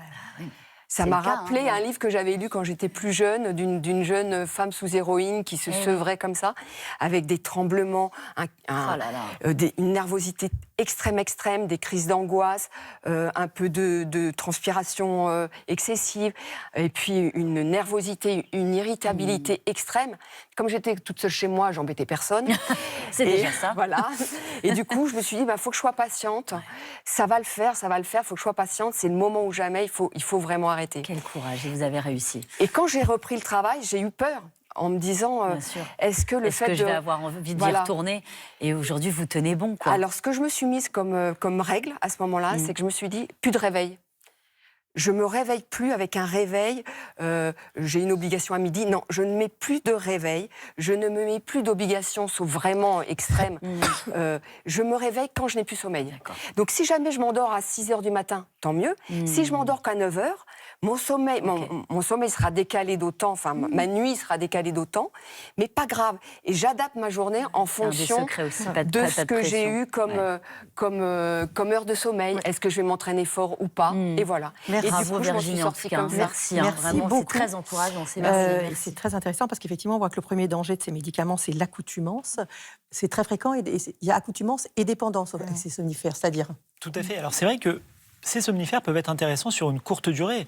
Quand vous avez des patients qui se noient complètement sur le plan professionnel, social, familial, parce qu'ils n'arrivent pas à dormir, leur prescrire est une bouée de sauvetage qui va être bénéfique. Évidemment, il faut le prescrire sur 4 semaines. 4 semaines, ponctuellement. Le risque de dépendance est effectivement que sans médicaments, le patient n'arrive pas à dormir. Et puis d'accoutumance, c'est-à-dire qu'on est obligé de monter les doses, ce qui s'est passé, avec parfois des dangers, notamment pour la demi-vie du Stilnox. Pourquoi il est sur prescription sécurisée aujourd'hui? C'est qu'à un moment donné, les patients avaient des comportements totalement inadaptés parce qu'ils le prenaient à des heures très tardives. On a parlé Alzheimer, c'est quoi les risques à court et long terme de la prise de somnifères? On agit sur la mémoire, donc on ne mémorise plus, on fait plus ce wash-out, et on inverse le rythme nictéméral. C'est-à-dire que les personnes âgées qui ont des troubles neurocognitifs vont dormir la journée, ne vont plus dormir la nuit. Il faut comprendre qu'en vieillissant, le sommeil est beaucoup plus... L'architecture du sommeil change, beaucoup plus séquencée. On a des micro-réveils, moins de sommeil profond, on sécrète moins de mélatonine. Et mes patientes me disent, j'ai vu toutes les heures. Oui, elles les ont vues, mais elles se sont endormies entre ce dont elles n'ont pas la notion. Mais très honnêtement, quand on voit les ordonnances des personnes âgées, on trouve quand même très souvent, parmi les 10 médicaments, on trouve quand même très souvent des somnifères prescrits depuis 20 ans. En plus, moi c'est pour ça que j'ai voulu écrire ce livre. C'est docteur, mettez-moi, marquez-moi mon petit comprimé âme. Alors, est-ce qu'il faut quand même faire arrêter aux personnes âgées les somnifères? Oui, mais il faut les accompagner. Voilà. Bien sûr, il faut les accompagner. Madame est jeune et en pleine forme. Oui, elle a bougé. La maîtrise de son corps, etc. Moi, j'ai affaire à des personnes âgées, très âgées et polypathologiques. Elles ne vont pas se sevrer toutes seules. Mais à l'hôpital, on peut leur proposer de se sevrer et de remplacer par d'autres. Et on rappelle, sevrage des benzodiazépines ou des apparentés, on le fait toujours sous surveillance des médecins généralistes. C'est potentiellement le seul sevrage de médicaments qui est mortel si c'est mal fait. Par exemple, on parlait des suées. Il y a des vrais risques de ce qu'on appelle, nous, en psychiatrie, le délirium tremens, qui est une urgence, en fait, qui peut emmener en réanimation. Donc, on fait attention. On se fait accompagner par un médecin. On se fait accompagner par un médecin généraliste. vouliez ajouter quelque chose? Oui, et en même temps, il n'y a pas de fatalité à l'insomnie, notamment je vois souvent des patients âgés qui me disent, docteur, de toute manière, j'ai 85 ans, pas besoin de... C'est pour ça que je vous Voilà, non, on parlera tout à l'heure du traitement de l'insomnie qui fonctionne aussi très bien chez les personnes âgées. Ouais. Il faut juste identifier effectivement les mécanismes à l'origine de l'insomnie, mais il n'y a pas de fatalité, l'insomnie se traite à tout âge. Alors, il y a aussi quand même des somnifères qui sont sans ordonnance. On peut citer le Donormil. Évidemment, que les gens se disent, si c'est sans ordonnance, c'est qu'il n'y a pas de danger. Il y a quand même des risques. Comme tout somnifère, effectivement, le risque, c'est cette accoutumance et cette dépendance. C'est-à-dire que le symptôme avec la réponse du médicament ne doit plus être la règle. Il faut se poser la question, faire une analyse fonctionnelle de pourquoi je ne dors pas bien. Faire un agenda du sommeil, se connaître. Je suis court dormeur, je suis long dormeur. Est-ce que je travaille de nuit, pas de nuit? Est-ce que je suis un grand sportif? Si on est un grand sportif, on va stimuler son cholestérol. Vous disiez, je suis très excitée, mais ça ne m'étonne pas à la veille d'une compétition. Donc il faut se connaître. Analyser son sommeil. Il y a des formes familiales où vous avez des gens qui ne dorment pas, et puis des formes où, au contraire, vous avez que des gros dormeurs. Et c'est pas parce qu'on dort mal qu'on est insomniaque. Il faut vraiment regarder. On a entendu parler dans le documentaire de ces nouveaux somnifères, ces nouveaux médicaments, les antagonistes de l'orexine, en fait, qui seraient moins nocifs. C'est une réalité? Alors, ils sont c'est pas très connus. Deuxième intention, après les thérapeutiques cognitivo-comportementales. Oui, et ça a été reconnu comme tel par la HAS. Mais là encore, attention, il faut bien se faire suivre par son médecin, et c'est pas au long cours. D'accord. Il y a la mélatonine aussi, voilà, on a parlé. mais j'allais vous la poser, la question. On recommence. Et la mélatonine? Non, mais c'est vrai que la mélatonine, notamment aux États-Unis, sont vendues comme des bonbons. Oui. Moi, je vois beaucoup de patients qui viennent me voir et qui me disent, docteur, vous savez, ça fait 10-15 ans que je prends de la mélatonine. Bon, ça peut m'aider un petit peu pour le sommeil. Malheureusement, la mélatonine, sur le long cours, si vous avez effectivement des comportements qui nourrissent l'insomnie, par exemple, vous dormez devant la télévision pendant 2 heures, pas devant cette émission, j'espère. Non, là, c'est une émission pour l'éveil. Hein. Oui. Vous allez diminuer la pression de sommeil et finalement, vous avez beau prendre de la mélatonine, ça va pas marcher. Donc, oui, la mélatonine, malheureusement, elle a des indications aussi très limitées. Ça peut être très intéressant chez certaines personnes âgées pour le décalage horaire, mais voilà. Aujourd'hui, on a notre propre mélatonine qu'on sécrète et donc plutôt stimuler la nôtre que de prendre des médicaments à long terme. Donc on a bien compris, pas plus de 4 semaines. Et si possible, on évite. Et plutôt les thérapies comportementales, on va y venir. Mais pour bien dormir sans médicaments, il y a les plantes. Les plantes, évidemment. Plusieurs plantes. Alors, la grande plante du sommeil, c'est quand même la valériane. Pourquoi? Parce que c'est là où on a beaucoup d'études. Il y a des méta-analyses qui sortent avec des gros panels de patients. L'avantage de cette valériane, c'est que justement, on n'a pas le côté anesthésiant des médicaments. On est plutôt dans une relaxation à la fois physique et mentale qui accompagne en fait l'endormissement. Donc ce que je fais souvent avec mes patients, c'est qu'évidemment je leur prescris les plantes, mais pas seul. Ça veut dire qu'on va apprendre ensemble les règles d'hygiène du sommeil. Je pense qu'on va y consacrer un petit temps. Des exercices aussi de thérapie cognitive, de méditation de pleine conscience. Et c'est l'ensemble qui va permettre de faire une rééducation et de retrouver un sommeil de qualité. Et sinon, il y a quoi d'autre comme plante? Donc valériane marche très bien. Mélisse, que j'aime beaucoup pour mes patients aussi, où il y a une belle efficacité au niveau de la relaxation. Il y a la passiflore. Passiflore, Escolzia, qui est beaucoup moins connue. Escolzia, qui est imprononçable. C'est une très jolie fleur orange. Très bien. Elle est magnifique. Et avec de plus en plus d'études aussi sur l'efficacité. Une dernière plante que je peux citer, où on a de plus en plus d'études, plutôt en aromathérapie, c'est la lavande, qui a une belle efficacité aussi, surtout chez les personnes âgées. Oui. On met quelques gouttes sur un petit morceau de tissu. En aromathérapie, ça marche très bien. À côté, il faut aimer l'odeur de la lavande, évidemment, mais il y a une belle efficacité pour l'endormissement. Et il y a des plantes qui stimulent la mélatonine, ou il y a d'autres moyens de stimuler la mélatonine? Oui, le moyen, c'est faire tomber la lumière. Pas d'écran 2 heures avant de se coucher, se mettre un masque, occulter, vraiment être dans le noir. Et là, votre mélatonine, elle va se réveiller. C'est vrai que ces écrans vont perturber la mélatonine par la libération de cette lumière bleue. Mais au-delà de l'aspect physiologique de l'écran, c'est aussi ce qu'on regarde dedans. Et c'est souvent un contenu qui nous excite. Parfois, j'ai des patients qui me disent « Oui, mais la télévision, c'est moins dangereux que le téléphone portable. » Ça dépend. Si vous regardez un film, un polar, même parfois des livres, lire un livre avant d'aller dormir, ça dépend ce que vous lisez comme livre. C'est sûr. Il faut sélectionner. On ne citera aucun auteur, mais il y a certains auteurs qui sont très bons pour s'endormir. Mais je ne les citerai pas. Avant de parler de ces thérapies, ce qui est important, vous l'avez dit, c'est de prendre des bonnes habitudes. On a parlé de la régularité des horaires. Qu'est-ce qu'il y a d'autre comme de dormir dans le noir? Qu'est-ce qu'il y a d'autre comme astuce? Garder son lit au sommeil. Alors ça, c'est la première chose. Si on dort mal. Si on dort mal. Enfin, même pour tout le monde. Hein. Bien dans un lit. Pas de petit déjeuner dans le lit, par exemple. Ah ben si on peut. Alors là, je ne t'écoute même pas. Je crois que je vais m'en aller, là, franchement. Pourquoi? Parce qu'en fait, on va apprendre à conditionner notre cerveau au sommeil dans le lit. Il faut que le réflexe, quand on met la tête sur l'oreiller, le cerveau sache que c'est là, pour dormir. C'est l'heure de dormir. Donc c'est une première chose qui est toute simple, pas pour tout le monde, mais qu'on essaye d'appliquer, de garder ce fameux lit. On a parlé tout à l'heure de la température, c'est hyper important parce qu'on va avoir besoin de cette diminution de la température corporelle. Non. On va être sur du 18-19, ce qui est pas très chaud quand on est en appartement, parce que souvent la température est plus haute, donc on fait attention à ça. On fait également attention à l'alimentation. Éviter l'alcool avant de dormir, qui est vraiment un faux ami. Pourquoi? Parce que l'alcool va peut-être améliorer au tout début le sommeil, mais il va complètement perturber le cycle pendant la nuit. On n'imagine pas de repas trop riches et trop gras. Pas trop gras, pas trop riche. Et caféine, on oublie le café, on essaye de ne pas prendre de café après 14 heures. Ni de thé. Ni de thé, parce que ça vaut pareil. Ouais. Oui. Je me demandais si faire l'amour, par exemple... Par exemple, on aurait pu prendre autre chose, faire la vaisselle, non, voilà. C'est faire l'amour, d'accord. Faire l'amour. Mais non, mais c'est vrai, est-ce que c'est un excitant ou est-ce que ça fait bien faire dodo? Non, ça fait bien faire dodo. Je crois que c'est la seule activité qui est autorisée. Dans le lit, c'est la seule. Merci docteur, ça nous arrange. Mais c'est vrai que on a des patients parfois qui vont être focalisés sur les conseils qu'on donne en se disant surtout pas de téléphone portable. L'idée, c'est de se connaître soi-même. Qu'est-ce qui va améliorer mon sommeil? Pareil pour le sport. Alors, on sait que le sport est bon pour le sommeil, ça augmente la qualité du sommeil profond, et que le sommeil est bon pour le sport.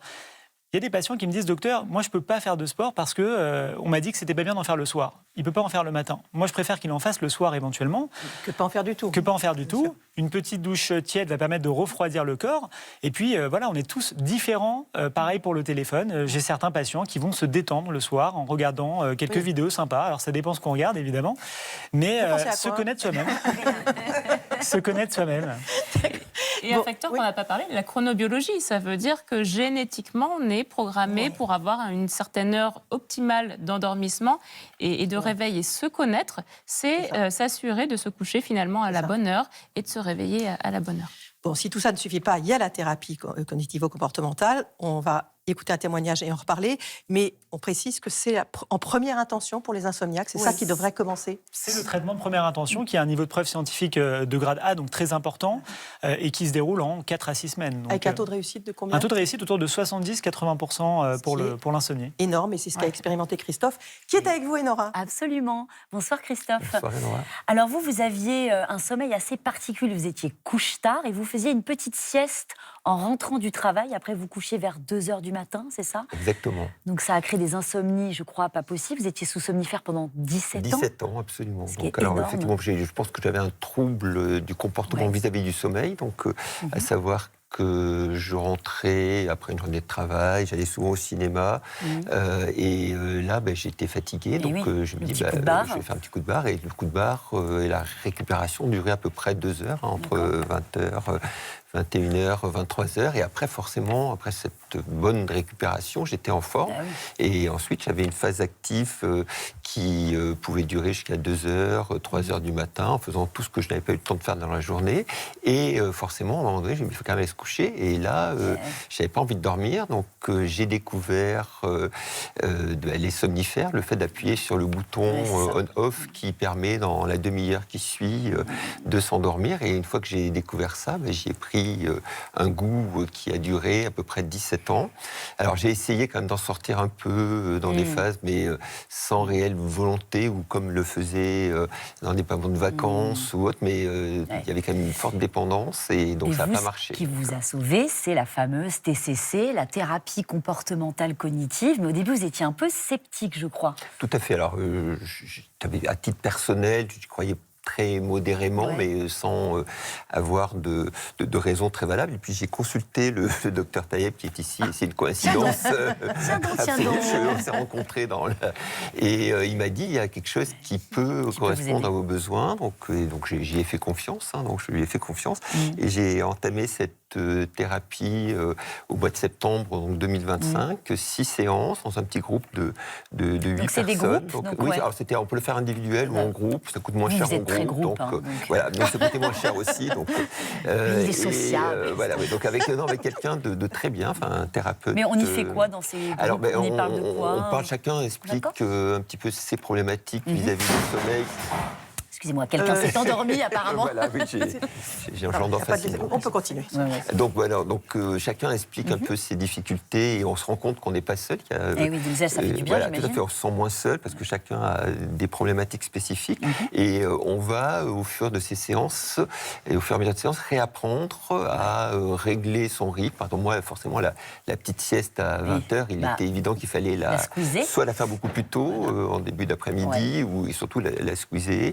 On va apprendre à avoir de la régularité, c'est-à-dire se coucher à peu près à une heure raisonnable tous les soirs, se lever à la même heure et pas faire de grands écarts comme je faisais. On vous apprend, je crois, à tenir un fameux agenda du sommeil. Alors c'est quoi, ça consiste en quoi ça consiste à noter chaque jour les phases de sommeil, donc à quelle heure on se couche, à quelle heure on se lève, si on a des moments de réveil dans une nuit, et ensuite les moments dans la journée où on a éventuellement une envie de dormir, si on fait une sieste. Voilà, et ça permet de revoir un petit peu, de tracer la manière dont les choses se passent réellement, de le visualiser et de réaliser qu'il y a de manière assez évidente, qu'il y a des moments, effectivement, où vous dites, là, j'aurais pas dû dormir à cette heure-ci, ou il faut que je... Voilà, tout à fait. Donc, et ça permet, effectivement, ensuite de régulariser, de rentrer dans quelque chose qui est une régularité. Je pense, moi, une des clés qui explique que les choses aient bien fonctionné, c'est que j'ai réappris un petit peu de normalité vis-à-vis à mon sommeil. Donc, c'était... Donc là, vraiment, c'est un succès. Ça a Alors, moi, marché. je suis... Donc aujourd'hui, vous dormez comme un bébé. Alors,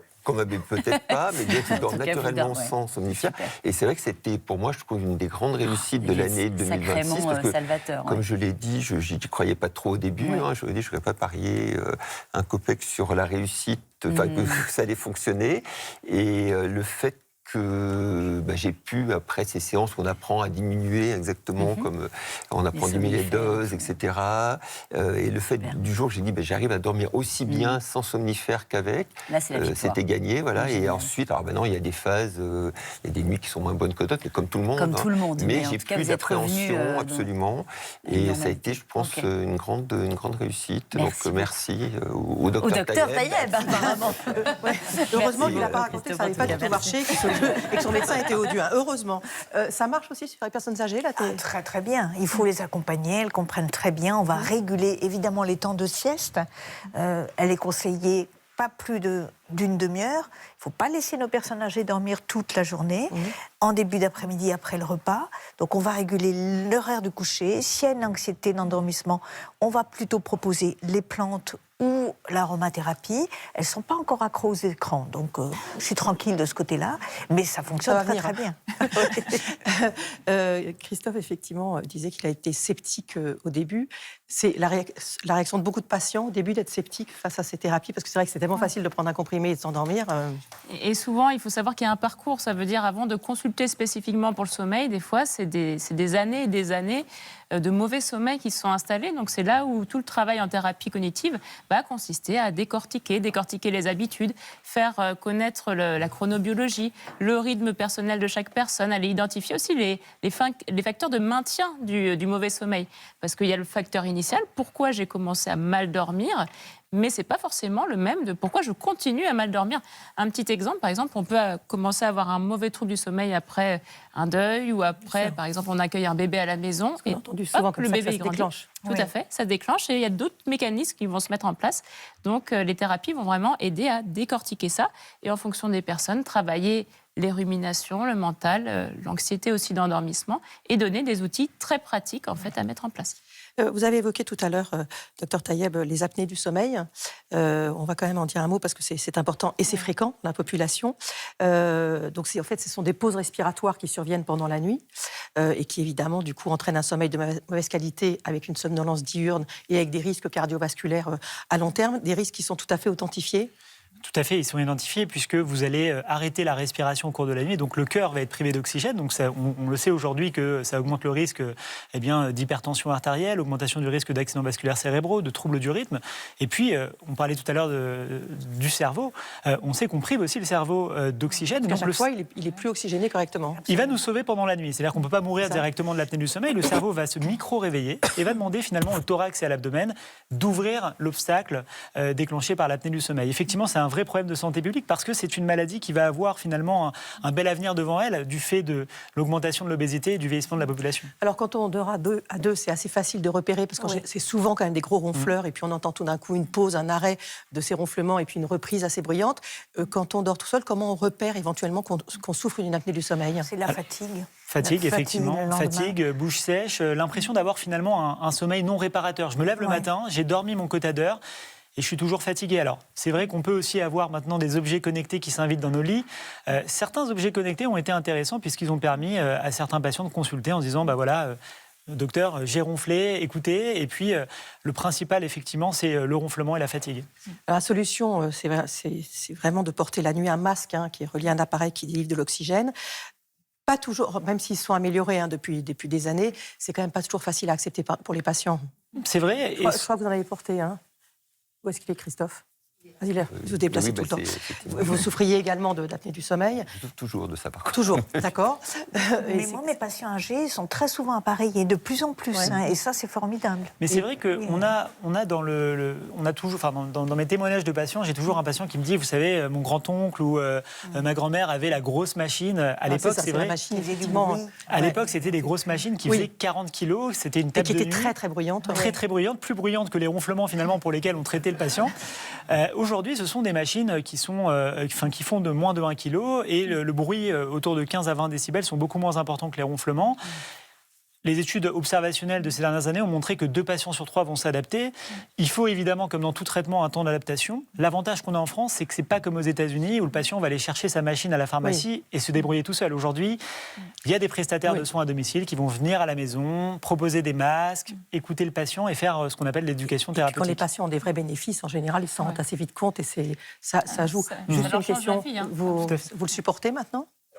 Pas totalement, mais c'est mon défi 2026. Vous allez insister. Voilà, tout vous à allez fait, y croire et vous allez insister. Je vais insister, absolument. Pour le bénéfice. Il y a aussi 2 autres thérapeutiques qui sont une avance mandibulaire, parce qu'on va dégager les voies respiratoires par derrière. Et pour les apnées pas trop sévères, on peut avoir des t-shirts avec des boudins derrière qui nous empêchent de dormir sur le dos. Et puis la perte de poids, souvent, qui est assez efficace. Ah oui, aide énormément. Perte de poids, mais c'est vrai que 70% des cas, c'est l'obésité, le surpoids. Mais il y a une population, 30%, ce sont des patients qui sont minces, jeunes. On ne pense pas forcément à cette population. Et qui parfois ne ronflent pas? Alors, en général, ils ronflent, mais c'est la morphologie des voies respiratoires qui font qu'il y a parfois un rétrognatisme, une mâchoire inférieure qui est pas en avant, mais plutôt en arrière. Et donc, c'est une population sur laquelle, on dépiste peu. Donc, il faut aussi penser à cette population. 30%, et effectivement, signe assez commun, fatigue. Donc, se réveiller fatigué, pas être... Et le fait, par exemple, on dit de se lever la nuit pour uriner, c'est un signe éventuel d'apnée du sommeil. Tout à fait, c'est la nicturie. On a une hormone la nuit qui s'appelle l'hormone antidiurétique qui bloque les urines la nuit. Et quand on a de l'apnée du sommeil, il y a des pressions et des dépressions au niveau du thorax. Et le capteur de cette hormone ne comprend plus ce qui se passe. C'est un peu comme la sonde pilote. Et donc le patient se met à uriner beaucoup parce que cette hormone antidiurétique est inefficace. Je ne vous demanderai pas si vous levez la nuit pour faire pipi. On va évoquer la maladie des jambes sans repos. Vous avez entendu parler à la fin de ce documentaire qui a un gros retentissement, bien sûr, sur le sommeil, sur le moral, sur la qualité de vie. On va vous retrouver, Enora, avec Omer et sa femme. Ah ben voilà. Je vous cherchais, vous êtes là, tout va bien. Omer et Pascal. Nos merveilleux amoureux. Donc Omer, on vous a vu dans le documentaire, vous souffriez énormément du manque de sommeil à cause du syndrome des jambes sans repos, comme l'a dit Marina. Bonsoir aussi Pascal, votre épouse. Je vous aime trop. Alors vous nous diriez que le traitement qu'on a vu là dans le documentaire a fonctionné, mais avant, on va quand même pas se mentir, c'est pratiquement 15 ans sans dormir et sans savoir ce que vous aviez. Racontez-nous ça, Omer. Oui. Donc, après 15 années, 15 bonnes années comment dire, sans savoir que j'avais le syndrome de jambes sans repos, mais néanmoins j'en avais l'affection. Donc pratiquement toutes les nuits, j'avais le syndrome qui venait, donc presque impossibilité de dormir, ou des nuits très courtes, extrêmement agité, avec des mouvements des jambes ou des bras, parfois très brusques. Ça m'a amené à un moment donné, j'avais 52 ans en 2008, à une situation où j'ai envisagé c'était impossible d'aller plus loin. Est-ce que je vous en fais le détail? C'est-à-dire, oui. vous y en finir? Oui, exactement. Vous vouliez mettre fin à vos jours? Oui, et c'est très... Tellement ça vous rendait fou, quoi. Oui, j'étais dans un état où c'était limite, et je n'avais jamais envisagé le suicide, et même dans le passé, je ne comprenais pas très bien comment une personne pourrait se suicider. Mais une nuit où j'étais dans un état de détresse, de sommeil et de détresse au point de vue aussi stress, j'ai vécu une expérience qui est absolument effrayante. C'était, j'ai tout d'un coup vu comme la gueule de l'enfer qui s'ouvrait devant moi. D'accord. Et un désir est venu en moi de me suicider.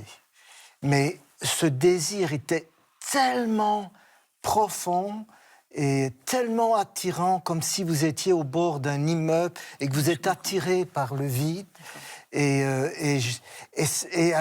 ça paraissait être presque magnifique. Le désir de... Vous en avez parlé avec votre époux, il vous en a parlé, Pascal, de sa détresse à ce point-là, à vouloir mettre fin à ses jours? Oui, je pouvais le sentir, mais néanmoins, j'avais... Vous ne pouviez rien faire? C'était une impuissance immense. Je ne pouvais rien faire. Et je pouvais sentir combien lui était dans une pulsion de mort et combien moi, j'avais aussi comme devoir d'être dans une pulsion de vie parce qu'on avait des enfants aussi. Eh oui, bien sûr. Donc, pour qu'on mesure bien, hein, Pascal et Omer, quand vous a analysé votre sommeil ensuite, et on le voit dans le documentaire, le médecin qui l'a analysé constate que vous faites plus de 250 réveils par nuit. C'est-à-dire que vous dormez sur quelques secondes, vous vous réveillez. On imagine l'enfer que c'est, quoi. C'est pas 10 réveils dans la nuit, quoi. C'est plus de 250 réveils dans la nuit. C'est inimaginable. Oui, surtout que c'est des nuits courtes. C'est ça. En plus. Et en plus, vous avez vu plein de médecins. Personne ne vous diagnostiquait ce syndrome. Pendant plus de 15 ans, j'ai consulté, mais jamais personne n'a donné le nom de syndrome de jambes sans repos. Peut-être m'inviter à prendre des sédatifs ou d'autres choses, mais je n'étais jamais été trop poussé à vouloir prendre des sédatifs. Et donc, je me suis retrouvé le cul par terre, là, et c'était fini, là. Et puis, vous avez eu un déclic? Et durant ce moment où je voulais passer à l'acte, avec plaisir, c'était attirant, c'est à ce moment-là que, honnêtement, j'ai prié. Et puis, la pensée est venue de mon épouse et de mes 3 filles. Et je me suis dit, je ne peux pas faire ça. Et c'est ce qui m'a permis de surmonter l'envie de passer à l'acte. Et puis, vous avez surtout enfin trouvé un médecin qui a mis un mot sur votre mal. Oui, ce n'est pas un médecin. En réalité, c'est cette émission qui m'a sauvé et qui a été une bouée de secours. En 2008, il y avait une émission sur le syndrome de jambes sans repos. Au magazine de la santé. Oui. Voilà, magazine de la santé. Et moi, c'était juste un petit peu après le désir de me suicider. Et quand j'ai entendu le descriptif qu'on donnait de l'époque, chaque descriptif correspondait à la maladie. Et donc, instantanément, je me suis écrié, c'est ça la maladie. On sert à quelque chose, hein. Comme quoi. Parfois, on en doute, mais non, on sert à quelque chose. Donc, grâce à ce diagnostic, on vous donne un premier traitement qui vous soulage dans un premier temps. Exact. Donc je suis soulagé dans un premier temps. C'est vraiment une sortie de l'enfer. Et je récupère très rapidement de cet état dépressif, ainsi de suite. Mais malheureusement... Oui, ça n'a pas été simple, parce que je crois que le traitement n'a pas vraiment fonctionné la première fois. Donc le cauchemar a recommencé. Voilà. Oui, c'est ça. Et donc... Mais vous avez eu un autre traitement, oui, voilà. qu'on voit d'ailleurs dans le documentaire, me semble-t-il. Voilà. C'est ça. Et là, c'était pire. Ah bon. C'était pire après. Non, mais Ah non. le deuxième traitement avec la dopamine, ça a été pire. Oui, mais celui qu'on voit dans le documentaire a fonctionné. Ah oui, voilà. on Donc n'est là, pas on en encore est là quand même. Racontez-nous, parce qu'on veut avoir un happy end. Oui, c'est ça, on préférerait. On préférerait, parce que là, ça va mieux. Oui. Et donc, c'était à Montpellier, au CHU, où on a pu obtenir un rendez-vous. Oui. On a été en présence d'un professeur qui instantanément maîtrisait le syndrome de jambes sans repos. On comprenait qu'il pouvait comprendre ce que je vivais. Et il faut savoir qu'après plusieurs années de traitement à la dopamine, et je prenais une dose très importante qui a été décrite par lui comme insensée pratiquement, et donc et ça entraînait aussi une libido. Mais ça peut paraître agréable dis donc, Pascal, dis au donc, début, les petits yeux.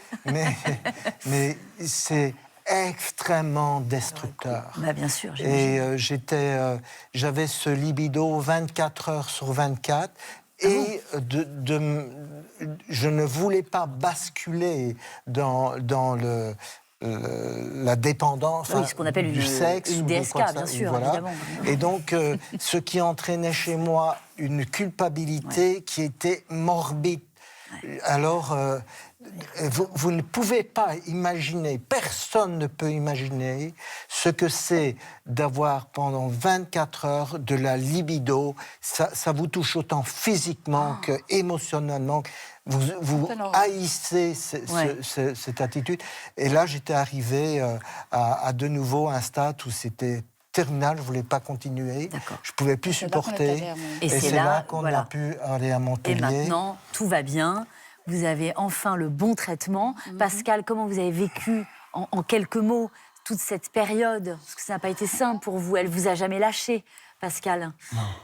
Non. Non. Donc déjà aujourd'hui, comment ça va mieux? Alors, donc oui, c'est de plus belles nuits, j'imagine. De plus belles nuits, et puis aussi j'ai une équipe médicale qui nous comprend. Je sais qu'ils sont là. Ils ne sont pas là pour minimiser ni pour. C'est ça. On dit quelque chose et ils comprennent tout ce qui est derrière. Et ça, c'était la première fois que je pouvais avoir autant de compréhension. Que vous aussi, on vous écoute. Oui, parce que vous avez aussi subi tout ça ensemble. Qu'on banalise pas, forts tous les deux, en tout cas. Et aujourd'hui, on a un traitement, on a une équipe, et pour la première fois, on est allés parfois coucher ensemble à la même heure. D'accord. On dort toujours dans le même lit, mais à la même heure. C'est super. Merci. On vous souhaite de très belles nuits à tous les deux. Merci beaucoup. Comment on explique cette errance médicale? Parce qu'en fait, c'est le récit de beaucoup de patients quand même qui ont un syndrome des jambes sans repos. Il faut des années souvent pour avoir un diagnostic. C'est vrai, et puis Omer a eu probablement l'effet secondaire d'un des traitements du syndrome des jambes sans repos, ce qu'on appelle le syndrome d'augmentation, c'est-à-dire que le patient ayant des sensations très désagréables au niveau des jambes pense que la dose ne lui suffit pas et va monter les doses, et là le problème, il y a deux effets secondaires, le syndrome d'augmentation, c'est-à-dire une majoration alors qu'on a augmenté des doses, eh bien des sensations désagréables, et puis le contrôle des impulsivités, c'est-à-dire finalement la libido dont vous avez parlé. D'accord. Mais effectivement, ça serait bien que ça soit diagnostiqué plus tôt et que ce soit mieux enseigné éventuellement. Parce effectivement, que c'est des récits fréquents. ça va toucher à peu près. Le professeur De Villiers, qui s'en occupe beaucoup à Montpellier, a parlé de 2%. Hein. Là, c'est vraiment des symptômes très sévères, mais ça peut toucher 10% de la population sur des symptômes et plus notamment légers. Les personnes âgées. Oui, notamment les personnes âgées. Alors, on forme les jeunes médecins. C'est pour ça que merci de cette émission. Il faut dire qu'il y a des centres du sommeil, qu'on peut prendre rendez-vous. Il faut banaliser ça. Moi, j'en vois très rapidement dans le centre de sommeil le plus proche de mon hôpital, et c'est quelque chose qui donne une qualité de vie. Hein. Il ne faut pas rester avec ce Et vous syndrome. disiez que cette dépression vous attirait vers le gouffre. Moi, en tant que psychiatre, je parle d'amour au bord du gouffre pour sortir mes patients Mais on comprend de ça. Et on comprend très très bien. Oui. Et parfois, avant de mettre un médicament effectivement pour ce syndrome des jambes sans repos, il faut savoir qu'il y a certains médicaments qui vont l'induire. On sait que certains antidépresseurs, par exemple, certains antihistaminiques, aussi les excitants, peuvent déclencher ce syndrome des jambes sans repos. La carence en fer. On a beaucoup de jeunes femmes qui vont développer un syndrome des jambes sans repos en postpartum. Il suffit de supplémenter le fer pour bien limiter les symptômes. Donc on consulte. Donc il faut consulter. consulter. De toute façon, on consulte. On ne prend pas des médicaments sans demander à personne. Et on se fait suivre. Et quand on prend des médicaments et quand on arrête, et si possible, avec des moyens non médicamenteux. C'est la fin de cette émission. Merci beaucoup de nous avoir suivis. Merci à nos experts. Merci à tout notre public et aux intervenants, aux témoins du documentaire. Merci, Noah. Merci, Marina. Franchement. Sachez que nos 2 prochains sujets d'émission, ce sera l'impact de la nature sur la santé et puis les polluants dans l'alimentation. Donc, on attend vos témoignages et vos questions sur notre messagerie 17 juin, eds@17juin.fr. Et vous pouvez voir ou revoir cette émission. Comment Absolument, donc sur la plateforme France.tv. Je pensais que j'allais piéger. Pas du tout. Pas du tout. Et passez une excellente fin de soirée à tous. Merci infiniment. Et à très vite. Au revoir.